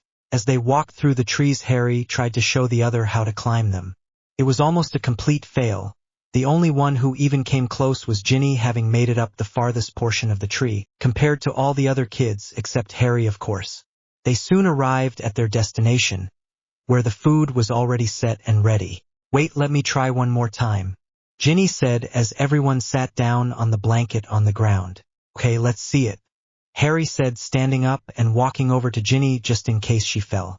Ginny started to climb the tree, jumping up the base, then continued to scoot up until she could just barely grab at a hopefully sturdy branch. Luckily it was, and she was able to hoist herself up to get enough leverage to take the next branch in her hand. This time she wasn't so lucky. The branch broke quickly after only a few seconds of strain. Harry caught Ginny almost effortlessly. They both laughed and Harry set her down safely on the ground. Don't scare me like that. You almost gave me a heart attack, Molly said, running over to check for any scrapes or cuts. I'm a fine mom. Harry caught me, Ginny said as Molly continued to check her daughter for any harm. Well, yes. All right, time to eat. Who's hungry? Molly said, bustling back to the food. I am, everyone said together as they sat down to eat. Well, all except Harry. You guys go ahead and eat, I'll be right back, Harry said before jogging off to do who knows what. The others just shrugged, knowing he would be fine on his own. Harry then went off, following his nose to the oh-so-familiar smell. He soon found what he was looking for. Standing there was Rue in her usual spot, gathering edible plants, with a few of her siblings doing the same. He howled, playfully grabbing her attention. She howled back, laughing, while running over to greet him, her siblings following suit. Harry, I thought I smelled something familiar, Rue said excitedly, jumping into his arms, knocking them both to the ground. Hey, I've missed you, Harry said, laughing as they both got piled by the younger kids. They sat up, climbing off one another. So what are you doing here? Rue said after a few seconds of silence. Well, actually, I was coming here to invite you for a picnic with all my Friends, you can bring the rest of your family, we have enough food, and it would be a chance for you guys to meet each other. Harry said, hoping she would say yes. Are you sure? I mean, we wouldn't want to be a bother? Rue said, not sure. Yeah, please, it would be fun. Harry said, giving her puppy dog eyes. Fine, we'll be there. Can you take Elm and Lotus with you while I get the rest of my family? Rue asked politely, motioning to her two brothers. Sure, come on boys. I bet you're hungry. Harry said, standing up and heading back with the two boys. They soon arrived and Harry introduced everyone to the two, and saying that the rest of Rue's family would be there soon. Time skipped to when they arrive. Okay, let me introduce everyone, Harry said, standing up. This is Rue and her family. This is her mom, Dahlia. He said, pointing to a woman with short hair and a tiny figure. Her dad, Crocus. He was a tall man with broad shoulders and a lot of muscles. Harry continued down the line introducing everyone, to which they would wave or say hi. I'm going to give you guys the names and a description of each character just because I feel like it. Dahlia. Mom, short hair, tiny figure, very motherly like Mrs. Weasley. Crocus. Dad, tall, muscular, loving, looks like he could kill you but is mostly just a softie. Rue. Oldest child, small, nimble, protective of her family and friends. Elm. Oldest boy, lean, 12 years old, loves hugs. Violet. 11. Looks like her mom, very happy and bubbly. Lotus. 10. Twin to Rose, loves to play fight and wrestle. Rose. 10. Twin to Lotus, loves to hunt rabbits and squirrels. Foxglove. 9. Tall for her age, full of energy, feisty, loves hide and seek. Once everyone was introduced, they sat down and started eating their fill. They laughed and ate, with not a care in the world other than each other. After they were finished eating, Foxglove convinced the kids and Sirius and Remus to play a game of his and seek. Harry quickly hid in the trees, blending in almost effortlessly. After an hour of Sirius, who was the seeker, trying to look for him, he finally gave up. Harry then climbed out of the tree with stiff muscles. Time skip because I'm lazy. They were lined up on a line they had made with a stick. Almost everyone was in the race except Molly, Arthur, and Rue's parents. Go. Molly said, dropping her raised arm. Please read. Hey guys, so sorry for the long wait, it's just been a lot with school and sports. But it should be getting back to normal. The next chapter should be the last and I'm sorry, but I don't have any more ideas. I will make other stories, don't worry. Anyways, I love you by face blowing a kiss. Cross the finish line and final chapter. Hey guys, this will be the last chapter of this story. Sorry, but don't worry, I will have other stories coming soon. Harry's POV. Go. Molly yelled, stepping back before we could trample her. Immediately I was racing off the line, leaving almost everyone in the dust. Everyone but Rue, her family, Remus, and Sirius. Rue's siblings soon fell behind, but were still ahead of the rest of the racers. The race wasn't that long, really just about 2 football fields long. I don't know what you call American football over there, but I'm from America, so I'm not sure. Feel free to correct me on anything I get wrong. I was slowly pushing ahead of most. Rue was side by side with me though, and I was all out sprinting to stay with her. She looked over at me before winking and elbowing me in my side. This caught me slightly off guard, causing me to stumble and her to pass me. I quickly regained my footing and soon was right behind that mischievous little tail of hers. 2 could play at this game, I thought, before shifting into my wolf form and easily catching up the rest of the way. I nipped lightly at her skin. She glanced back at me, slowing her down only a little, but it gave me the chance I needed to push gently past her and leave her in my dust. I knew she would be by my side soon, having heard her transforming. I was right because I soon felt something bite my tail. I glanced back to see Rue, in her wolf form with my tail in her mouth. This made me stumble and practically face plant into the moist dirt. Rue let go of my tail and ran ahead. The others were catching up at this point because of Rue and me sabotaging each other. So instead of going after her to slow her down, I decided on a new game plan. I quickly changed back into my human form before climbing up the nearest sturdy tree. Once I got to the place where all the branches were, I took off down the line of tree. I had done this so many times it was fast then moving on the ground. Soon I was side by side with Rue, her having no clue that I was up in the trees. The finish line was in view, only 50 yards away. I glanced back to see that both Rue and I had made quite a bit of headway on the others. Even the other wolf-bloods were about 10 yards away. I took a leaping jump toward the ground, turning into my wolf form as I descended. I landed next to Rue, surprising her slightly, but not enough to make her falter in her graceful strides. I pushed into overdrive, forcing my legs to move faster, but so did Rue. We were side by side, neither of us gaining even an inch of ground on the other. Looking over, I caught her eye. We looked at each other, holding the gaze, as we both smiled a wolf smile before snapping our attention back to the finish line. We both wanted to win. It was just some friendly competition. It was just a fun way to test each other. The finish line was only a mere few feet away, and I pushed as hard as I could, using my height as an advantage. Being older than Rue could be a big bonus sometimes. And then I crossed the line, panting hard. I looked behind me. Rue was in the same state as me, panting hard and worn out. I slowly walked over to her, still in wolf form. I nuzzled up to her in a way of saying good job, as she did the same. We shifted back to human form one after the other, still regaining our breaths. At the same time, Rue's parents came over the line, not even a millisecond apart from each other. Then came Elm, followed closely by Violet. I told you I would beat you, Elm taunted happily. Only by a second, Violet replied with a pout. The twins, Lotus and Rose, came next, followed shortly by Foxglove, who skipped over to me and jumped into my arms. Hey Kit, how'd you like the race? I said once she was in my arms. Kit is the name for a baby fox, so I thought it would be cute for Harry to call Foxglove this. It was amazing, Harry. I even almost beat the twins, she said, giggling happily. That's great, Kit. Kit continued to exclaim excitedly about the race and other random things she liked to talk about, flailing her arms and bouncing in my arms the whole time. Soon Ginny and Ron crossed the line, Ginny being a pretty good distance in front of Ron. It must be difficult for a human to run that long of a distance, but for a wolf blood it's just like a morning walk on a nice day.